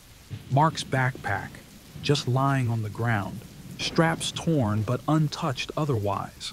Beside it, his flashlight still on, casting a weak beam into the dark. There was no sign of him, just more of his things scattered around, like someone had been leading us in circles. Jenna was sobbing now, begging me to leave. "We have to go, please." I didn't want to leave Mark, but I could see the terror in her eyes. She was right. Whatever was out there, it wasn't going to let us find him. Just as we turned to head back to the camp, I heard it. Footsteps behind us. Slow, deliberate. I froze. It wasn't Mark. There was no way it could be. We didn't dare look back. We just ran. The forest was a blur. Branches slapped at my face, and Jenna stumbled, scraping her leg, but we didn't stop. The footsteps followed, always just a few paces behind us, like whoever, or whatever, was chasing us wanted us to know they were there. We burst out of the trees and back into the camp, but it was no relief. Everything was still torn apart, and the footsteps had stopped. We paused for a moment, gasping for breath, thinking we might be safe. That's when I heard it, just behind us, the sharp crack of a twig snapping. We didn't look back. We ran straight for the car, threw ourselves in, and sped off without a word. Mark was never found. The police said he probably got lost or had an accident in the woods, but I know better. Someone was out there, watching us, waiting. I've never been camping since, and every time I'm alone, I still feel those eyes on me. If you ever go camping, pay attention. You never know who or what might be out there.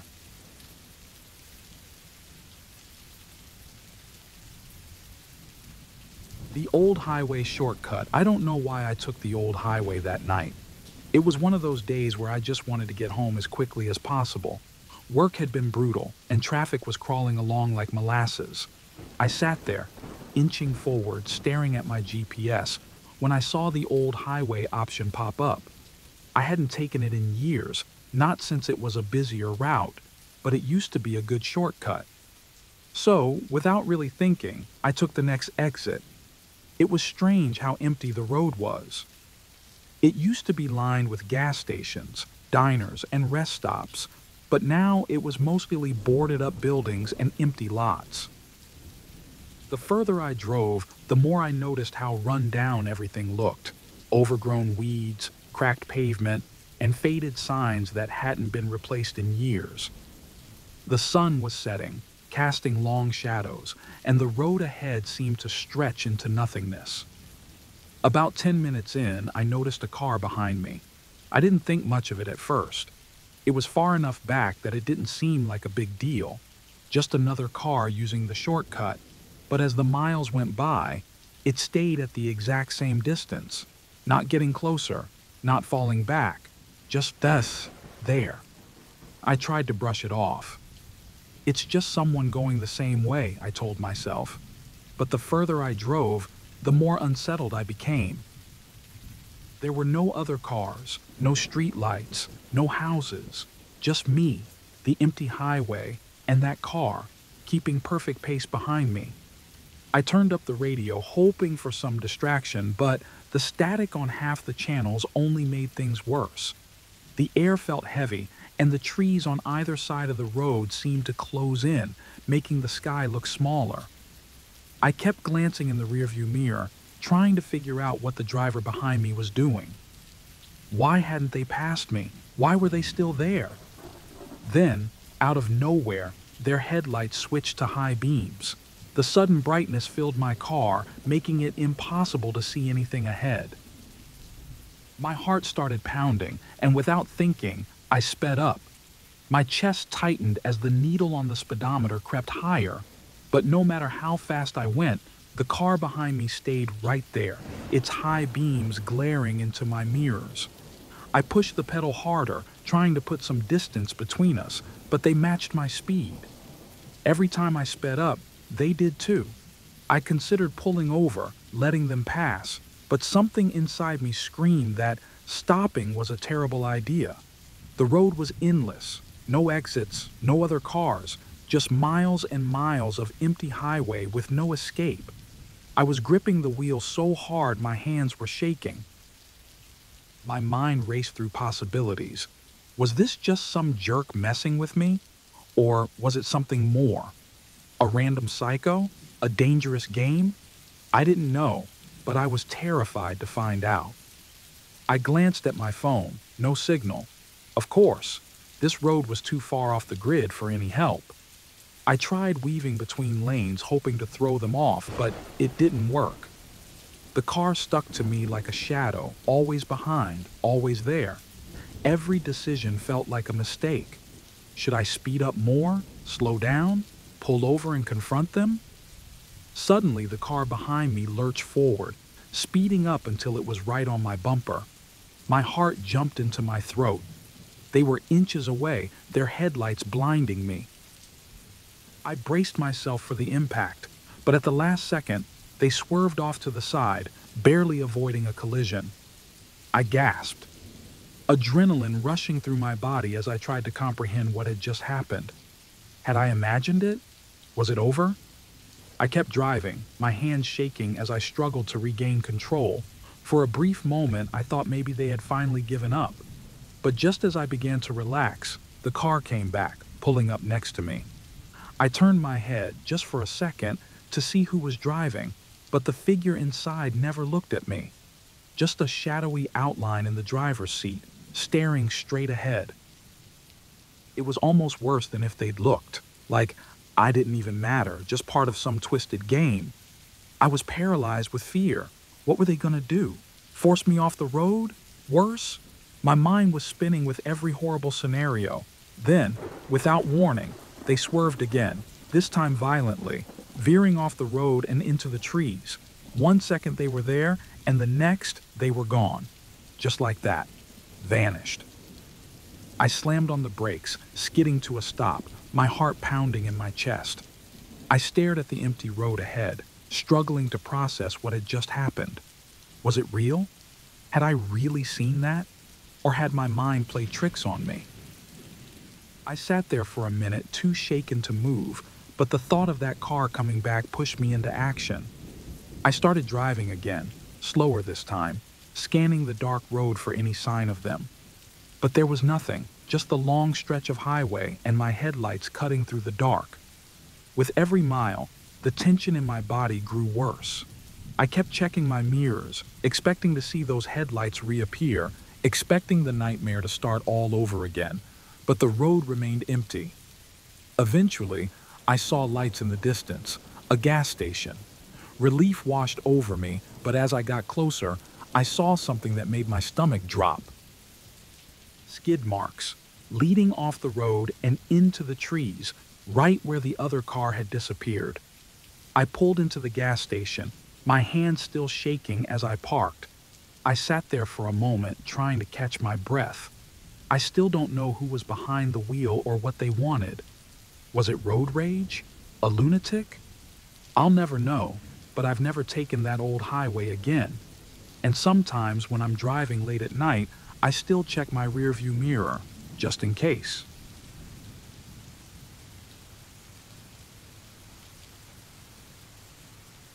The disappearing package. Hey, Reddit. I don't usually post stuff like this, but I honestly don't know what else to do. I've been living alone in a quiet neighborhood for a while now. It's a pretty typical suburban area. Lots of families, people walking their dogs, the usual. I work from home, so I order a lot of stuff online. It's just more convenient that way, especially with my schedule. A couple of months ago, though, something strange started happening. My packages kept disappearing. At first, I thought it was just porch pirates. You hear about that kind of thing all the time, right? I wasn't too worried, figured it was bound to happen at some point. But the weird thing was, none of my neighbors had any issues. It was just me. I shrugged it off for a while, thinking maybe I was overreacting. But one of the packages that went missing wasn't even mine. It was addressed to a neighbor who'd moved out months ago. That's when things started to feel off. At first, it was sporadic, 1 or 2 packages every now and then. But soon, every single delivery I was expecting would go missing. It didn't matter if I ordered something cheap or expensive, it would just vanish. I thought maybe it was a mix-up with the delivery service, so I contacted them. They assured me the packages had been delivered and even sent me photos as proof. The photos seemed normal at first, just my front porch, the package sitting right there. But then, I noticed something. In the corner of one of the pictures, there was a shadow. It wasn't clear, but it looked like someone was standing just out of frame, watching. That's when I started to freak out a little. Who was standing there, waiting for my package to arrive? I decided to take matters into my own hands. I bought a cheap security camera and installed it above my front door. I figured it was a good investment either way. If someone was stealing my stuff, at least I'd catch them on camera. I felt a little better after that, like I had some control over the situation. A few days later, I finally got a hit on the camera. It caught someone taking one of my packages, but when I checked the footage, it was weird. The image was blurry, like the camera couldn't focus on the person, and their movements, they were slow, almost deliberate, like they knew they were being watched. They never looked up at the camera, but it felt like they knew it was there. I showed the footage to one of my neighbors, but they just brushed it off. Probably just some random thief, they said. But I didn't believe it. There was something unsettling about the way the person moved, the way they lingered around my porch. It wasn't normal, and it definitely wasn't random. Then things got worse. I started getting packages that I didn't order. They were addressed to me, but the stuff inside was strange. One package had an old, worn-out pair of shoes. Another had a book with pages torn out. I even got a box full of random trinkets, coins, buttons, stuff like that. There was no return address on any of them. It felt like someone was sending me a message, but I didn't know what it meant. That's when I called the police. I explained everything, how my packages were going missing, the weird deliveries, the blurry footage, but they didn't take it seriously. They said it was probably just petty theft, and there wasn't much they could do about it. I felt helpless. It was like no one believed me, and I couldn't prove that something more was going on. A few days after that, I got another package. Inside was a note. It said, "Thanks for the gifts."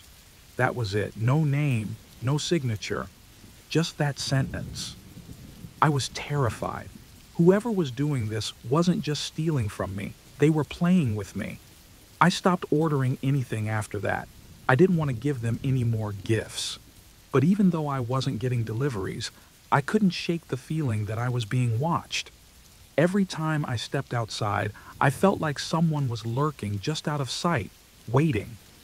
One night, I heard footsteps outside my house. It was late, maybe around midnight. The sound was slow, deliberate, like someone was walking up and down my driveway. My heart was pounding in my chest, but I was too scared to check the camera. I just sat there in the dark, listening, until the footsteps finally stopped. The next morning, I checked the footage. The person had come back.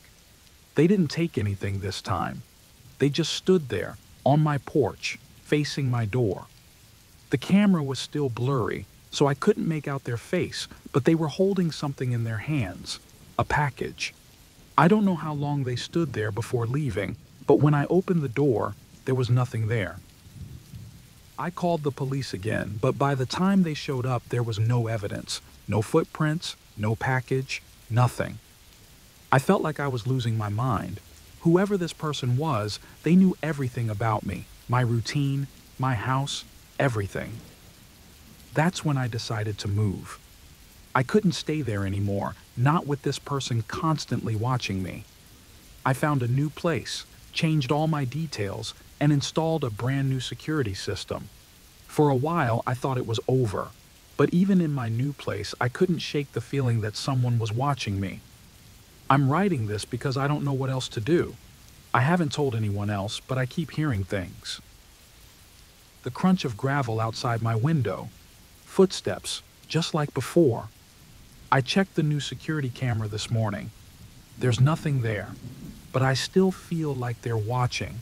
I don't think this is over.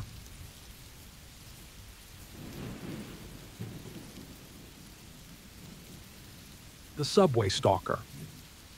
I take the same subway every morning, same time, same car, same everything. It's my routine. Most days, I barely notice the people around me. Everyone's glued to their phones, headphones in, heads down. I've gotten used to the rhythm of the city. Wake up, work, go home, repeat. But about 2 months ago, I started noticing something off. There was a man who always seemed to be on my train. He wasn't doing anything out of the ordinary, just standing or sitting like everyone else. Middle-aged, average clothes, nothing remarkable. But the more I saw him, the more I couldn't shake this feeling. I didn't understand why he stood out to me. At first, I figured it was just coincidence. We probably had the same commute. But the way he positioned himself, always close enough for me to notice, started to bother me. I told myself I was overthinking it. People take the same trains all the time, right? One morning, as I grabbed my usual coffee before heading to the station, I spotted him. He was standing across the street, looking in my direction. I felt a chill creep up my spine. I didn't want to believe it was him. How could he be at my local cafe? He must live nearby, I thought. Still, it felt strange. I tried to brush it off, telling myself it was nothing. Maybe I was just being paranoid. A few days later, he appeared again, this time at the gym I go to in the evenings. That wasn't a coincidence anymore. He wasn't even trying to be subtle. I saw him standing outside, leaning against the wall, eyes fixed on the entrance. My heart raced, but I tried to stay calm. Maybe he works nearby, I thought. Maybe I'm overreacting. But the feeling of being watched lingered, tightening its grip on me. Then, one evening, after getting off the subway, I noticed him following me. I didn't want to panic. I changed my walking route, trying to convince myself I was imagining things. But when I glanced back, there he was, across the street, matching my pace. My hands were trembling by the time I got home, but he had vanished before I could do anything. I felt sick. The next few days, I started changing my routine. I took the subway at different times, skipped my coffee stop, and walked different routes to work. But no matter what I did, he was always there. Sometimes on the train, other times just lurking. I thought about going to the police, but what could I say? He hadn't done anything overtly threatening. I had no proof, just a gut feeling. My friends said I was overreacting. He's probably just some harmless guy, they said. It's New York. There's weird people everywhere. But that didn't make me feel any better. One night I left work late. The street was quiet, and the moment I stepped out of the subway station, I saw him. He was standing under a street light near my apartment building, watching me. He wasn't pretending anymore. I felt like I couldn't breathe. My legs carried me as fast as they could, and I slammed the door shut behind me. That night, every little noise in my apartment made my skin crawl. The next morning, I found a note slid under my door. Just 3 words. I see you. No name, nothing else. My hands shook as I held the paper. This wasn't just in my head anymore. He was coming for me. I told a coworker about it, finally opening up about the whole thing. She suggested I record him next time I saw him. If you get evidence, you can go to the police, she said. It made sense. I needed proof. The next time I saw him on the subway, I pulled out my phone and hit record. He didn't seem to notice. I was shaking, but I had to keep it together. If I could just get something concrete, I could stop this. That evening, as I walked home, I saw him again. He was just standing there, not far from my building, watching. This time, I didn't run. I couldn't. I had to know why. My phone was in my hand, recording. I walked up to him, my voice barely steady. "Why are you following me?" He didn't answer right away. He just stared at me, expressionless. Then he smiled. It wasn't a friendly smile. It was cold, calculated. The kind of smile that makes your stomach turn. Without a word, he turned and walked away, disappearing into the night like he had never been there. I stood frozen, my mind racing. Was that it? Was he done with me? I thought I was safe, until I got a notification on my phone later that night. A news article popped up. His face, plastered across the screen. He was wanted in connection with several disappearances in the city, people just like me. I couldn't stop shaking. I was so close to becoming one of those missing people. I couldn't believe I had been that lucky, but my relief didn't last long. I started obsessing over every little thing, locking doors, checking windows, avoiding the subway altogether. But even in my own apartment, I didn't feel safe. I kept thinking of those other victims and how close I came to being one of them. Weeks passed, and though I hadn't seen him since, I still felt like he was watching me. I couldn't shake the feeling. Every time I stepped outside, I was on edge, scanning the faces around me, looking for him.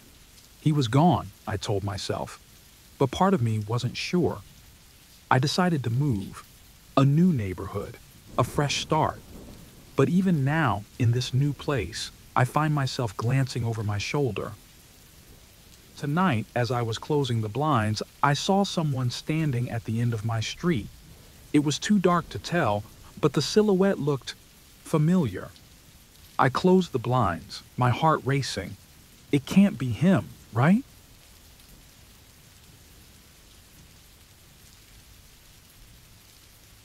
I've been on the road for a long time, driving solo across states for work and vacations.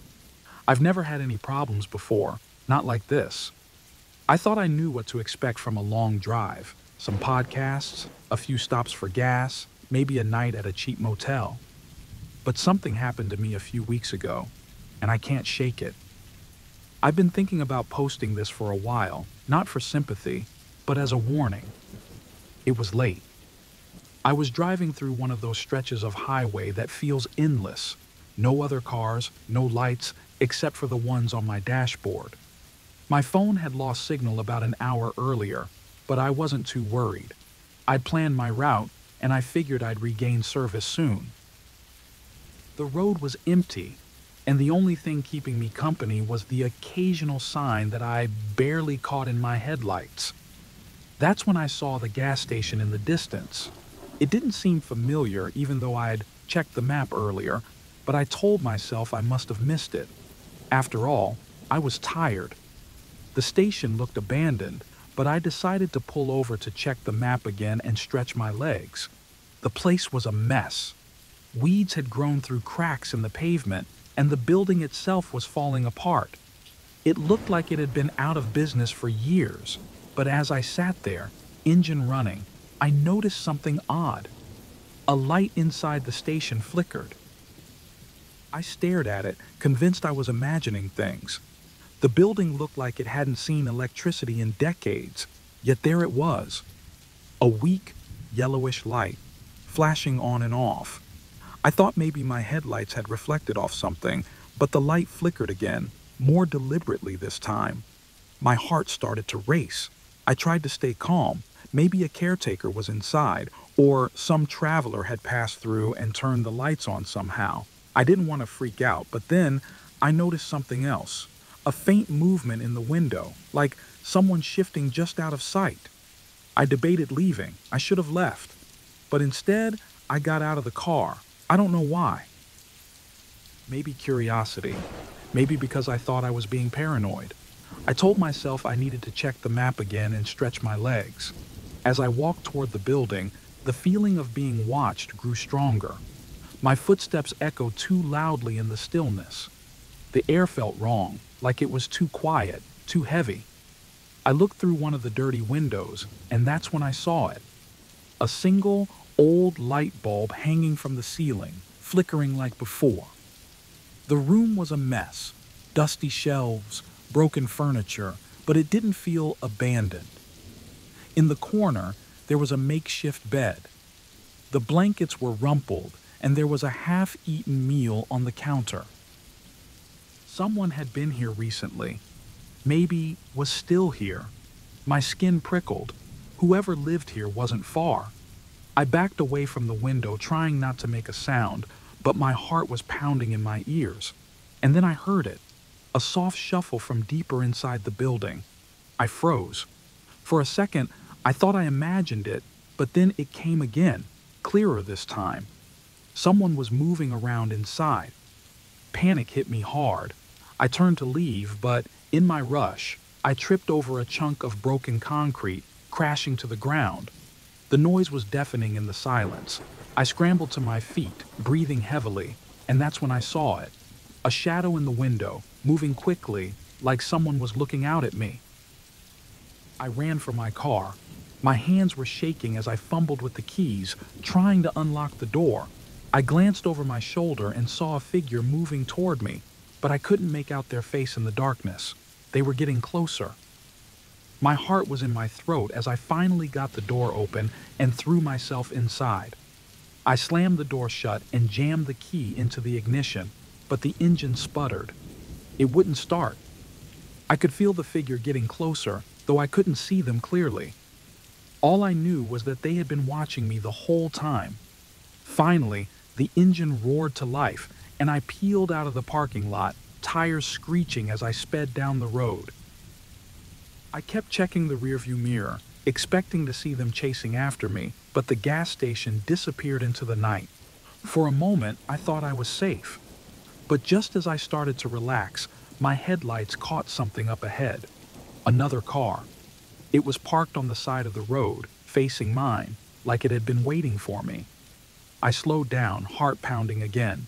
The car's headlights were off, but I could hear its engine running as I passed. I didn't dare look inside. I just pressed down on the gas and kept going. I couldn't stop glancing in the mirror, waiting for the car to pull out after me, but it didn't. Still, I couldn't shake the feeling that I wasn't alone on that road. That whoever, or whatever, had been at that gas station would show up again. It wasn't until hours later, when I finally reached the next town, that I allowed myself to breathe. I pulled into a well-lit parking lot and just sat there for a while, staring at the steering wheel. Even in the safety of that small town, I couldn't shake the feeling that I was being watched. I'm not sure who or what was out there that night, but I know one thing. Next time I see an abandoned gas station in the middle of nowhere, I'm not stopping. Neither should you.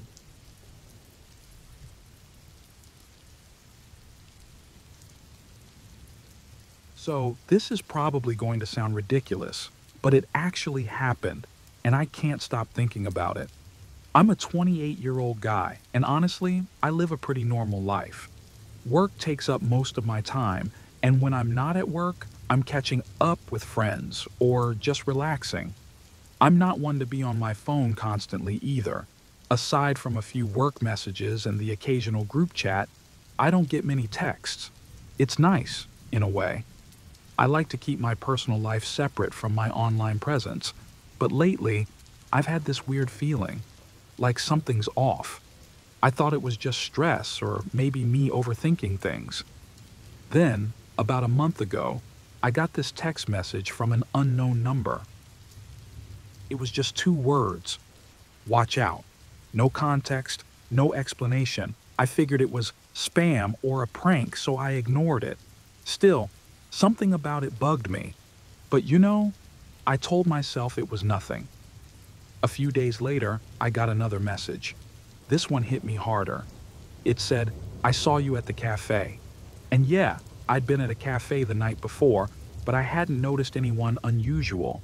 I just sat there, staring at my phone, trying to think if I'd mentioned the cafe to anyone or posted something on social media. I hadn't. My stomach started to twist, but I tried to brush it off. Maybe one of my friends was messing with me. The next day, I met up with Mark, my closest friend, who I've known for years. We were out grabbing lunch, and then I got another message. "I see you now. Red shirt." My blood ran cold. I was wearing a red shirt. I started looking around, scanning the faces of people around us, but I didn't see anyone paying attention. When I showed Mark the message, he laughed and said it had to be a weird coincidence. I tried to laugh it off too, but deep down, I couldn't shake the feeling that someone was watching me. How could it just be a coincidence? The texts didn't stop. Over the next few days, they started coming more frequently. They were specific too, telling me when I'd left my apartment, what I'd had for lunch, when I got home from work. It felt like every little detail of my life was being monitored. At first, I'd only check my phone every so often, but now I couldn't stop. I'd be in a meeting or watching TV, and I'd compulsively check for new messages. My sleep got worse. I'd lie awake at night thinking about it, dreading the next message. I thought maybe I could get some control back, so I changed my phone number and deleted my social media accounts. I figured that would be the end of it. But no. The next day, another message appeared. You can't hide. I felt trapped, like no matter what I did, someone was watching me, tracking my every move. My heart raced every time I stepped outside. Even at work, where I should have felt safe, I couldn't focus. My friends noticed I was acting strange, but I didn't tell them everything. I didn't want to sound paranoid. One night, after another message, something like, "See you tomorrow," I snapped.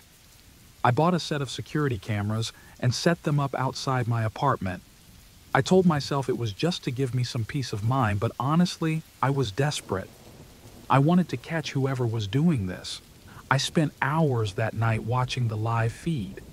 Nothing. The next morning, I checked the footage from the night before. Still nothing. But then, I got a new text. Nice cameras. I felt sick. Whoever was doing this knew exactly what I'd done. They were always one step ahead of me. At this point, I was losing it. I barely slept, barely ate. Every time my phone buzzed, I'd jump. I went to the police, but they said there wasn't much they could do unless there was an actual threat. It's probably just a prank, they said. But it didn't feel like a prank anymore. It felt like I was being hunted. I finally broke down and told Mark everything. He listened, and to his credit, he didn't laugh this time. He seemed genuinely concerned, but he kept telling me to take a step back, to not let my imagination run wild. I wanted to believe him, but I couldn't shake the fear. Then, after another disturbing message, "I know where you'll be tomorrow," I decided to confront this head on. Mark suggested we meet at our usual bar that night to talk it out. As we sat there, going over everything, my phone buzzed. I hesitated before looking, and when I finally did, the message read, "Look to your left." I turned slowly, feeling the blood drain from my face. Mark was smirking. At first, I didn't understand, but then he started laughing. It hit me all at once. Mark had been behind the messages the entire time. He thought it was hilarious. "It was just a joke," he said. "We didn't think it'd get this far." I couldn't even speak. My chest tightened, and I just left. I couldn't believe it.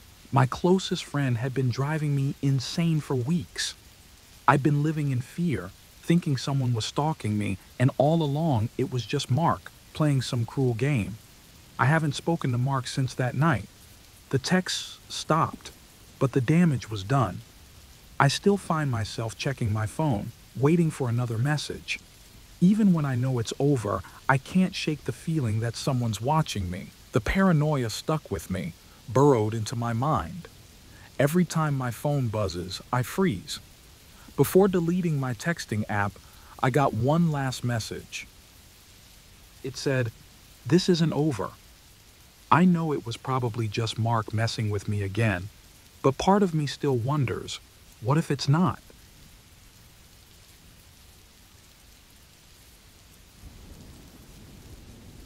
The Vanishing Hiker. I've always loved hiking, but after what happened last summer, I haven't gone back. I'm not sure I ever will. I've never talked about this in detail before, but maybe writing it down will help. I'd been going through a rough time at work, so I decided to take a solo hiking trip to clear my head.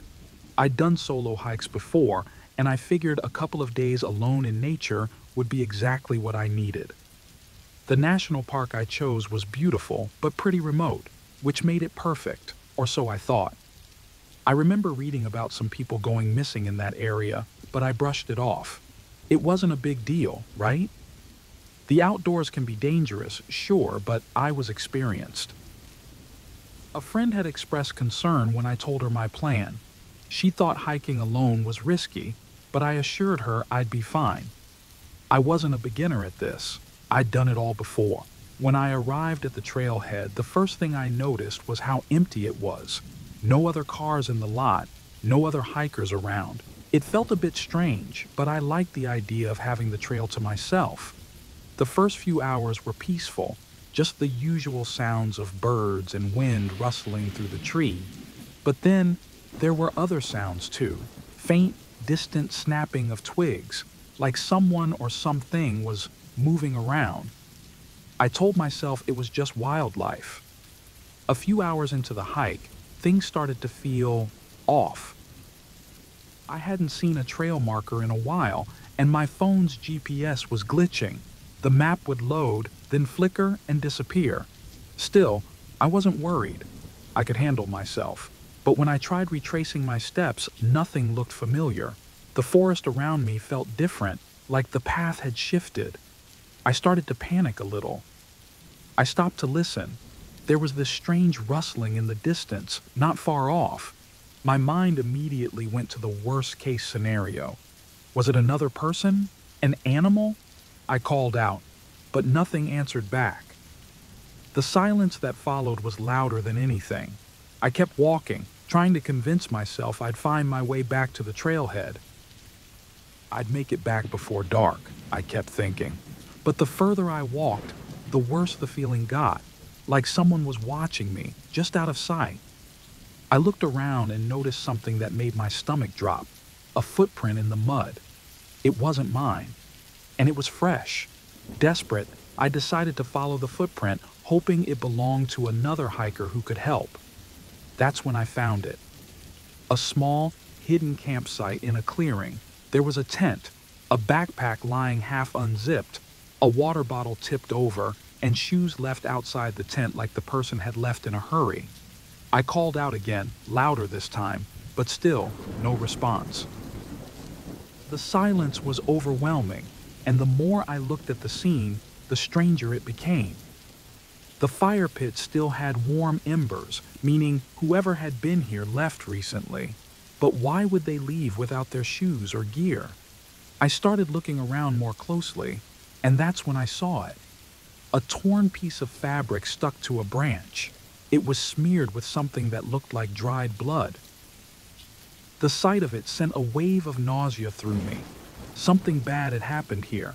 Someone might be hurt, or worse, I didn't know what to do. Should I wait for the person to come back? But what if they didn't leave by choice? The more I thought about it, the more I couldn't shake the feeling that staying was a bad idea. That's when I heard it. A low, distant cough. My heart stopped. It wasn't an animal. It sounded like a person. Instinctively, I started to back away from the campsite, but the sound came again.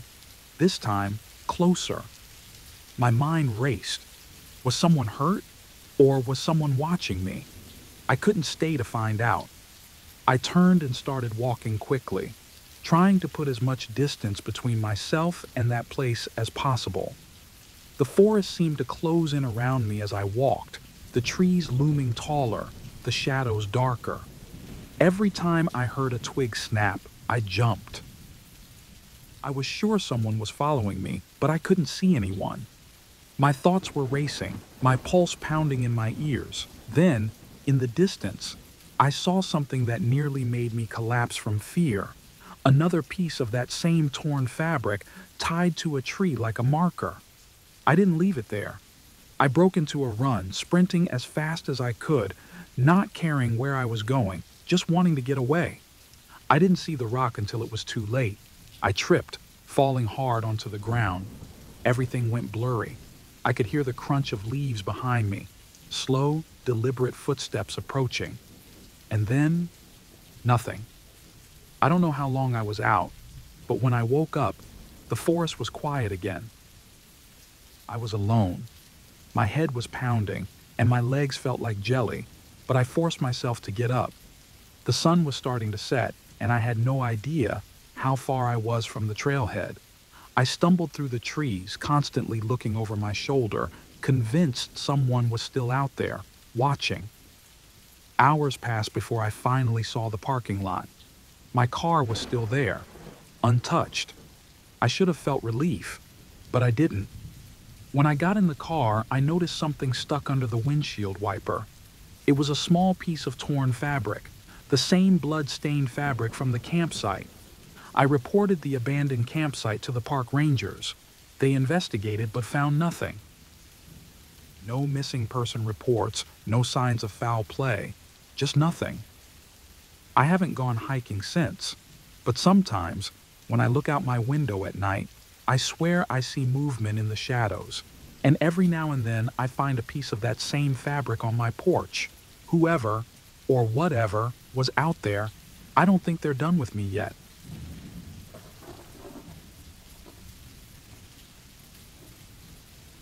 The unmarked van. I've always walked home late at night. It's just part of my routine. College life keeps me busy, and after long hours studying at the library or finishing a shift at work, I usually find myself walking the same quiet streets around 1 a.m. It never bothered me much. The neighborhood's safe enough, or so I thought. There's this strange comfort in the silence, broken only by the occasional distant car or rustling leaves. Sure, sometimes I'd catch a shadow from the corner of my eye or hear what might have been footsteps behind me, but I never felt truly scared. Those moments passed as quickly as they came, and I would brush them off. Until that night. The night I realized how wrong I'd been. It started like any other night. I was heading home, earbuds in, zoning out to my music when a white van caught my eye. It was just sitting there at the end of the street, idling. I didn't think much of it at first, probably someone lost or waiting for directions. But as I walked past, a feeling of unease settled in my chest. I told myself to ignore it.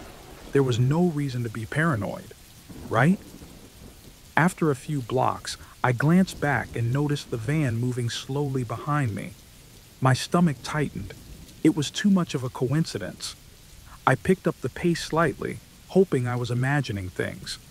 The van matched my speed.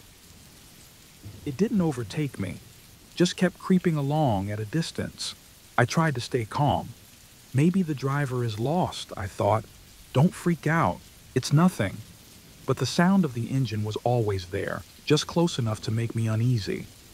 Then it happened.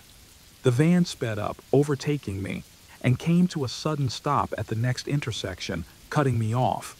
My heart slammed in my chest. I froze. My mind raced, trying to figure out what was happening. Inside the van, there was movement, but I couldn't make out anything through the tinted windows.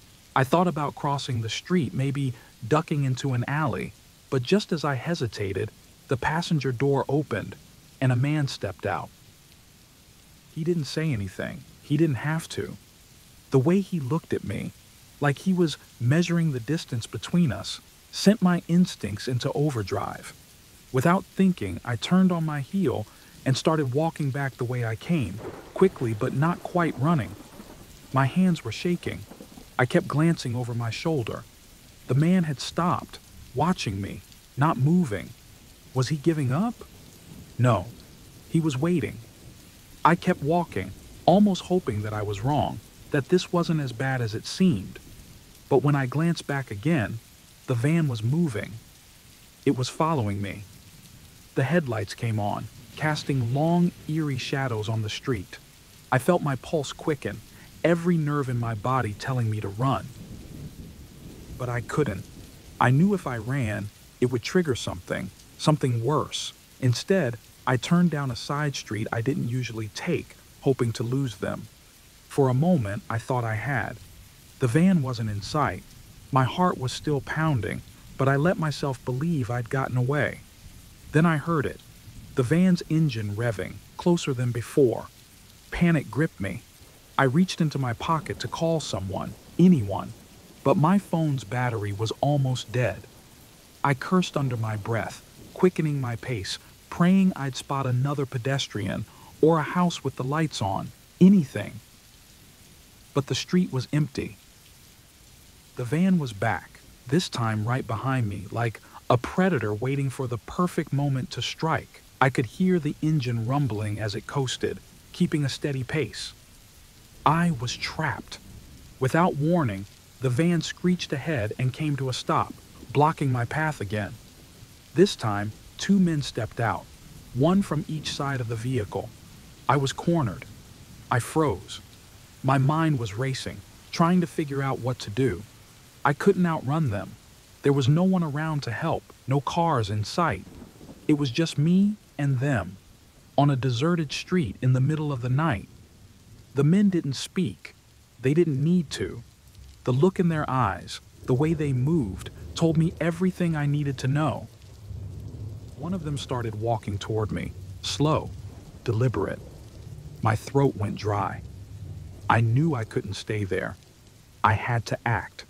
Suddenly, I bolted, running across the street, heading for a gas station I vaguely remembered being nearby. My legs were screaming at me to stop, but I didn't dare look back. I could hear their footsteps pounding behind me, growing closer. Then, out of nowhere, headlights flooded the street. A car was approaching from behind. The men hesitated, freezing in place for just a second. That was all it took. They looked at each other, then scrambled back into the van. The van sped off, tires screeching, disappearing around the corner. I stood there, gasping for breath, watching the taillights fade into the distance. The car that had saved me kept driving, oblivious to what had just happened. They didn't even notice me standing there, alone on the sidewalk, shaking with fear. I eventually made it home, locking the door behind me, my hands trembling.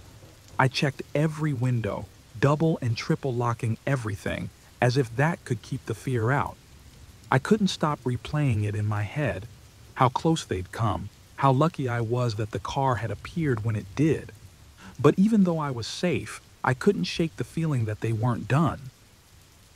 Every noise outside, every car that slowed down near my building sent my heart racing. I couldn't sleep. In the early hours of the morning, I found myself scrolling through the news, searching for anything, any report of a white van or a similar incident. That's when I found it. A report about a van matching the same description involved in an unsolved kidnapping a few neighborhoods over. They hadn't caught anyone. I haven't seen the van since that night, but I know it's still out there, and I know they'll try again.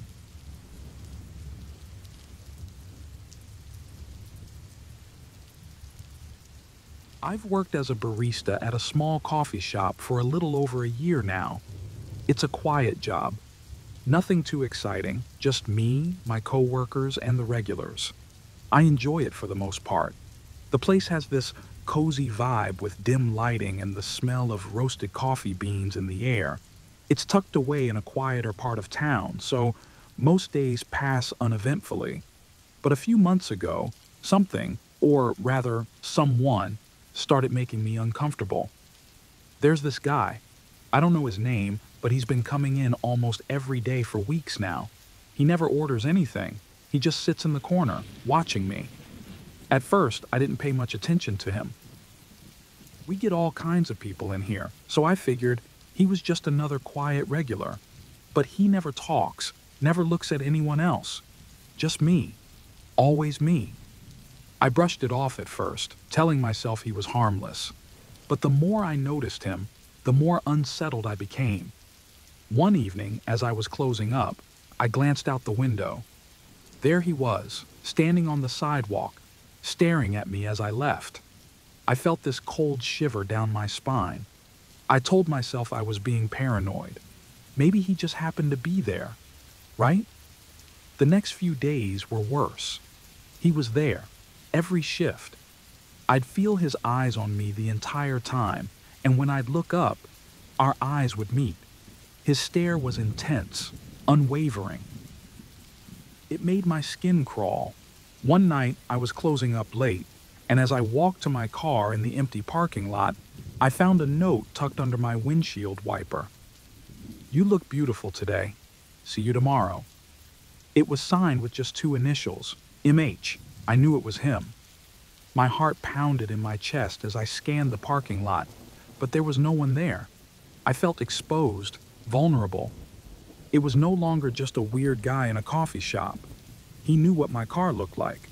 He was watching me even when I wasn't at work. The next day, he was back, sitting in his usual corner. He stared at me like nothing had happened, like that note on my car didn't exist. I felt sick to my stomach. I tried to stay professional, but my hands wouldn't stop shaking as I made drinks for the other customers. Part of me wanted to confront him right then, but I was too scared. What if I was overreacting? Maybe it was all in my head, but the knot of fear in my chest wouldn't loosen. I confided in one of my coworkers about the note. She shrugged it off, saying it was probably just some harmless crush, but it didn't feel harmless. It felt wrong. Every time I walked to my car, I'd check the shadows, listening for footsteps behind me. I started taking different routes home, leaving work at odd times, but it didn't matter. He was always there. One night, as I was leaving, I heard footsteps behind me in the parking lot. My heart raced, and I spun around, but no one was there. I rushed to my car, and that's when I saw it. A second note, tucked under the wiper, just like before. "I know where you live." I couldn't breathe. I got in my car and sped home, checking my rearview mirror the entire way. I didn't sleep that night. Every sound made me jump.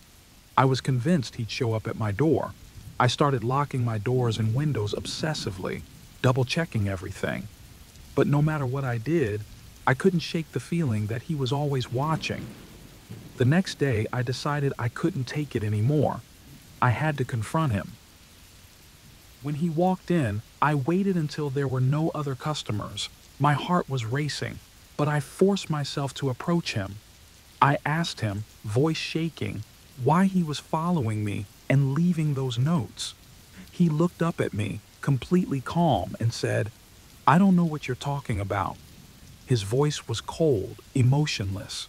It was like he was completely detached from everything, as if my question didn't even register. I stood there, frozen, not knowing what to say. He got up and walked out without another word. I watched him leave, my mind racing, but I didn't feel relieved. If anything, I felt more terrified than before.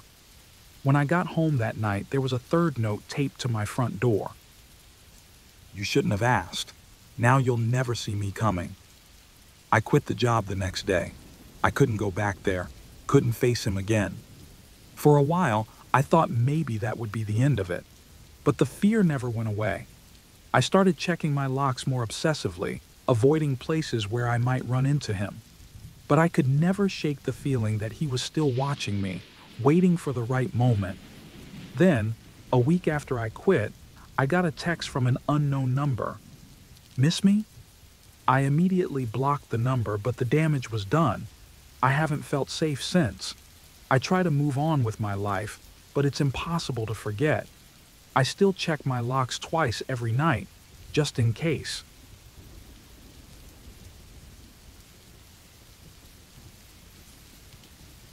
The lost phone. I don't really know where to start. This happened a few months ago, and I still can't shake the feeling that I'm being watched.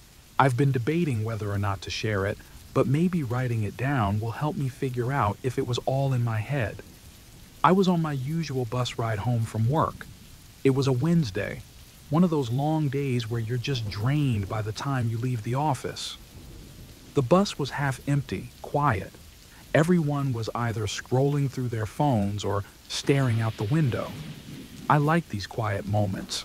Nothing out of the ordinary, just the usual end to a typical day. I noticed a young woman at the back of the bus. She seemed off. She kept looking over her shoulder like she was expecting someone. It made me uneasy, but I shrugged it off. Probably just a bad day for her too. I put my headphones in and zoned out. That's when I heard it. A faint buzzing. At first, I thought it was my phone, but no. It came from across the aisle. There was a phone sitting on the seat, vibrating. No one seemed to notice. I looked around, expecting someone to claim it, but no one moved. The phone kept buzzing, and I figured someone must have left it behind. I picked it up, planning to turn it in to the driver. It was an older model, scratched up but still working. I was about to put it in my pocket when a message flashed across the screen. "Help me." At first, I thought it was a prank. You know how people can be. leave a phone with a creepy message for someone to find and freak out. But the message didn't feel like a joke. Something about it felt off. Still, I wasn't going to let some stupid text mess with me, so I slid the phone into my pocket. When I got off the bus, something changed. I can't explain it, but the air felt heavier, like someone was watching me.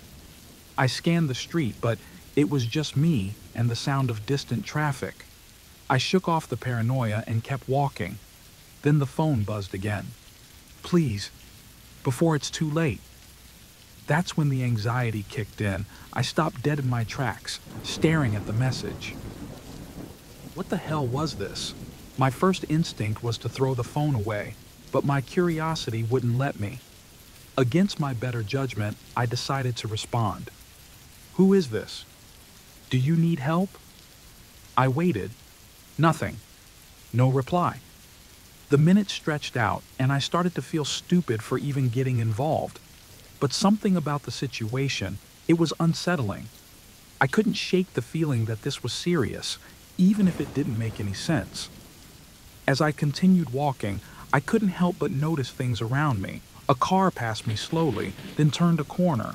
Maybe nothing, but it gave me chills.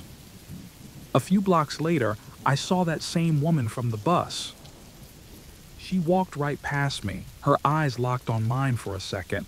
Her face was pale, like she'd seen a ghost. That night, after I got home, I couldn't stop thinking about the phone.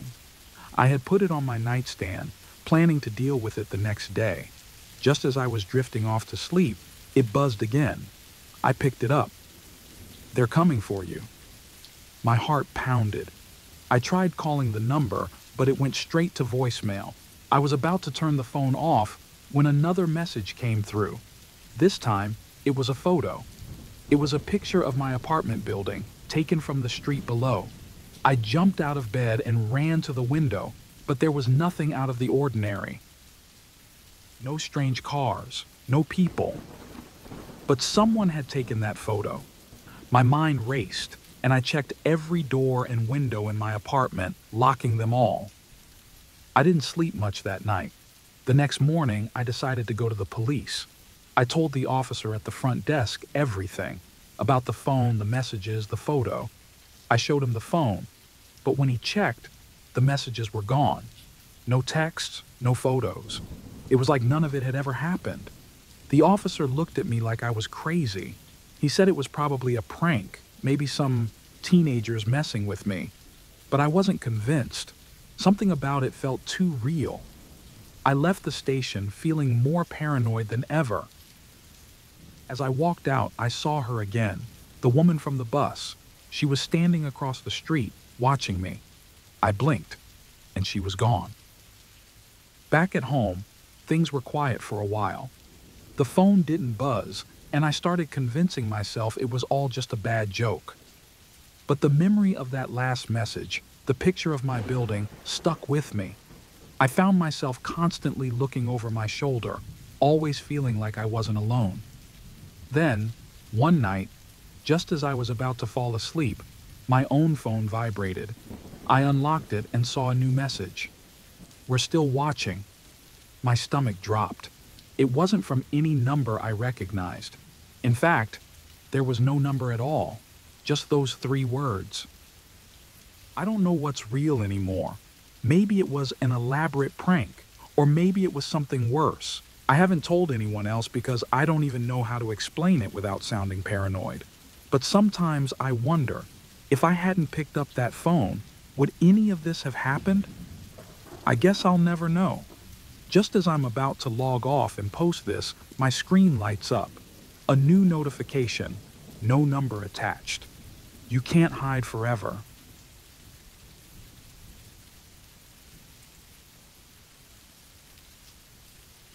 The changing locks. I moved into a new apartment about 6 months ago. It was a small place in a quiet neighborhood, perfect for starting over after my breakup. I was excited to live alone for the first time. No more roommates, no more shared spaces. It was just me. For the first couple of weeks, everything was great. I worked during the day, had dinner with friends occasionally, and spent my evenings alone, binge watching shows. It felt peaceful, but there were small things that I started noticing. At night, I sometimes heard faint noises, like creaks or distant footsteps, but I brushed them off as typical apartment sounds. It was an older building, after all.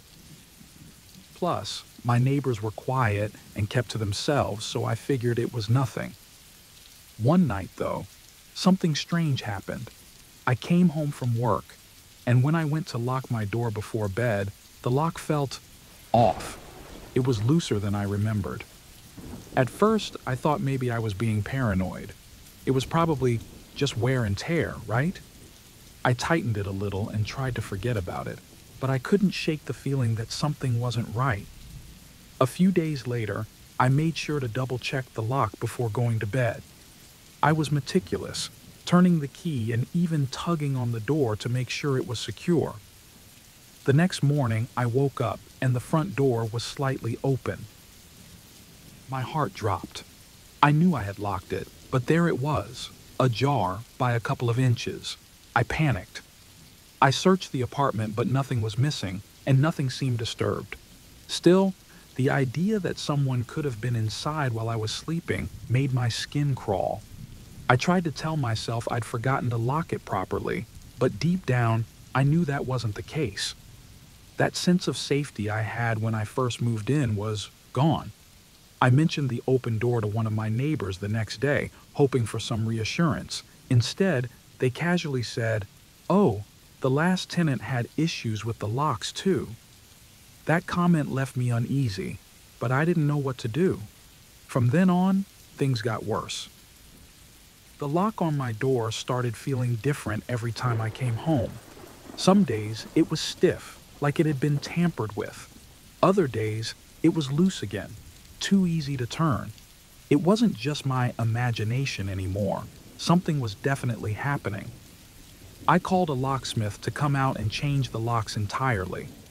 After he installed a deadbolt, I felt a bit better, thinking I was finally taking control of the situation, but the fear didn't go away. I found myself obsessively checking the door, sometimes 3 or 4 times before I left for work, and again before bed. I even started taking different routes home, convinced that someone might be following me. And I always made sure to be inside before it got dark. One night, I noticed a small scratch near the keyhole. It was so faint that I almost missed it, but when I saw it, my stomach churned. Someone had definitely been trying to pick the lock. I called the police hoping they'd take me seriously, but they chalked it up to me being overly anxious. There wasn't much they could do without concrete evidence, and I was left feeling even more vulnerable. That's when I decided to install a hidden camera above my door. I needed to know if someone was really messing with the locks or if I was losing my mind. The first couple of nights, the footage showed nothing, just me coming and going, the hallway empty and quiet. But on the third night, everything changed. It had been a long day at work, and I was exhausted, but something told me to check the footage before bed. My heart raced as I watched the video. There, at 3 a.m., was a man crouched by my door. He wasn't just standing there. He was picking the lock. I felt sick. He worked on the lock for several minutes, glancing around the hallway, and then, just like that, he walked away. I rewound the footage, hoping it was some kind of mistake, but there he was again, and again on the nights before. I'd been locking myself inside each night, thinking I was safe, while this man had been trying to break in. The fear I felt at that moment was indescribable. I immediately called the police again. This time, they took me seriously. I showed them the footage, and while they were concerned, they couldn't identify the man. They promised to increase patrols in the area, but I could tell they weren't hopeful about catching him. That night, I didn't sleep at all. Every sound, every creak, sent me into a panic. I felt completely exposed, like there was nowhere to hide. The next morning, I called my landlord and told him I was moving out. He barely reacted, just shrugged and said, "These things happen." His indifference made me feel like I'd been imagining the whole thing, but I knew better. I packed up my things as fast as I could, throwing everything into boxes, desperate to get out. My last night in that apartment was the longest night of my life. Every little noise, the floorboards creaking, the wind outside had me on edge. I couldn't wait to leave, but even after moving to my new place, I couldn't shake the fear. I double-checked the locks constantly, making sure they were secure, but no matter how safe I tried to feel, I couldn't forget the man outside my door. Even now, in my new apartment, there are nights when I hear something outside. Sometimes the lock feels off. When that happens, I freeze, and I wonder if it's all starting again.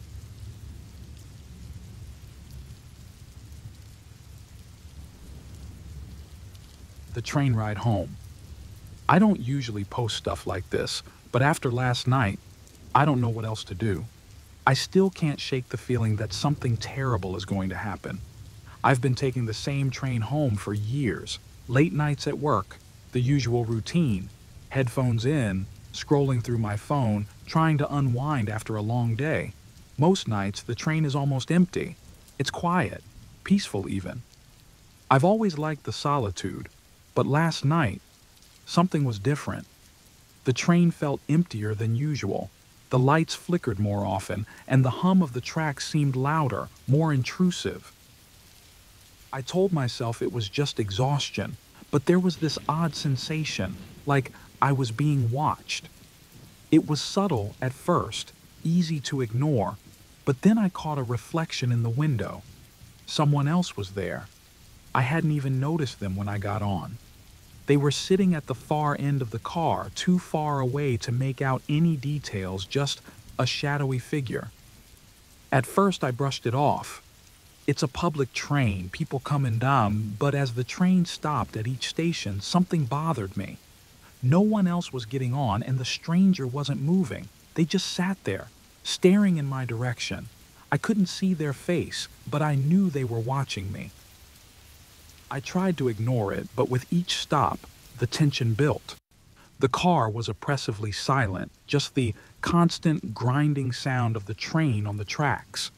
I glanced back a few more times, hoping to catch a better look, but every time, the figure remained motionless. My skin started to crawl. Something about the way they were sitting, so still, so deliberate, it made me feel uneasy. The train made another stop. No one got on. I glanced out the window, hoping for a distraction, but when I looked back, my heart skipped a beat. The stranger was standing now. I hadn't even seen them move. They were still too far to make out, but I could feel their eyes on me. My stomach tightened with dread. I kept telling myself I was being paranoid, that it was just another commuter minding their own business, but deep down, I knew something was wrong. The train lurched forward again, and that's when they started walking toward me. Slowly, like they had all the time in the world. Panic set in. I thought about moving to another car, pulling the emergency stop, anything to break the rising fear, but I couldn't move. I was frozen, watching this person come closer with every step. Each one seemed to drag out longer, like they were taunting me, feeding off my fear. My mind was racing. What did they want? Why were they coming toward me? I couldn't take my eyes off them, my heart pounding in my chest. Just when they got within a few feet of me, the train screeched to a halt at the next station. My body kicked into gear, and without thinking, I bolted off the train. I didn't look back right away, not until I was safely on the platform. My heart was racing, my hands shaking. When I finally glanced back at the train, the stranger was gone. The car was completely empty. I couldn't tell if they had gotten off with me or stayed on. For a moment, I stood there, trying to catch my breath, convincing myself it was over. Maybe they'd just left. Maybe I'd overreacted. But as I walked away from the station, I couldn't shake the feeling of being followed. The streets were eerily quiet, more so than usual. Every shadow felt like it was watching me. Every sound made me jump. I tried to calm down, tried to tell myself it was all in my head.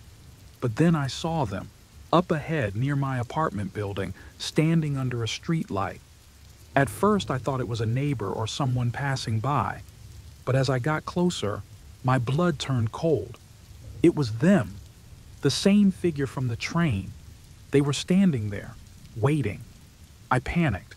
I fumbled for my keys, my hands trembling so badly that it took me several.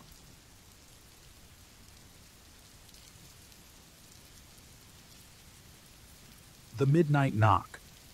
I've always been a bit of a loner, and after a messy breakup earlier this year, I decided to move into a small house on the outskirts of a quiet suburban neighborhood. It felt like the perfect place for a fresh start. The house was nothing special: 2 bedrooms, an old-fashioned kitchen, and a small yard. But I liked the isolation. My days became routine: work, grocery shopping, maybe a walk in the evenings. I didn't talk to my neighbors much, but I didn't mind. The quiet was comforting. At first, everything felt peaceful, but after a couple of weeks, I started noticing small things. At night, I'd hear soft noises outside, like someone walking, but I brushed it off. Maybe it was just the house settling or some animal passing by. A neighbor once commented how dead quiet the street was, almost like it wasn't normal. I didn't think much of it at the time. One night, as I was locking up, I could have sworn I heard footsteps right outside my front door. I stopped, listened, but nothing. I shook it off and went to bed, though a strange unease stayed with me. The first real scare came about a week later. It was around 2:13 a.m. I remember checking my phone when I was jolted awake by a loud knock on the front door. It wasn't a friendly knock either, more like someone banging with urgency. My heart raced as I got out of bed and tiptoed to the door. I peered through the peephole, but no one was there. I stood there for a minute waiting, hoping to hear something that would explain it. A car driving away, footsteps, but there was only silence. Eventually, I locked the door and checked all the windows. They were secure. I convinced myself it was a mistake, some drunk person knocking on the wrong door. Still, I couldn't shake the feeling that something was off. The next morning, I checked outside for any signs, footprints, anything, but there was nothing. Later that evening, I saw a car parked down the street that I hadn't noticed before. It looked familiar, maybe the same one I'd seen a few days ago. My brain started connecting dots that probably weren't there, but I couldn't help it. The paranoia had set in. Then the knocks started coming more often, not every night, but every few nights, always around 2 or 3 a.m., always the same loud, insistent knocking. And every time I'd rush to the door, look through the peephole, and see nothing. No one ever there. Each time it happened, I became more unnerved. It felt too deliberate to be a prank. I installed a new lock on the door and even bought a small security camera to monitor the front porch. But every time I checked the footage, there was nothing. No one approaching the door, no sound of knocks on the camera's audio. It was like it wasn't even happening, and yet, I knew it was. I became jumpy, sleep deprived.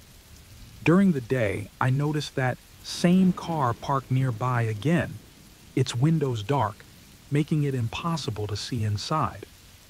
My rational mind told me it was probably just a coincidence, but the unease had burrowed deep. I felt watched. Then, one night, the knocking was louder than ever.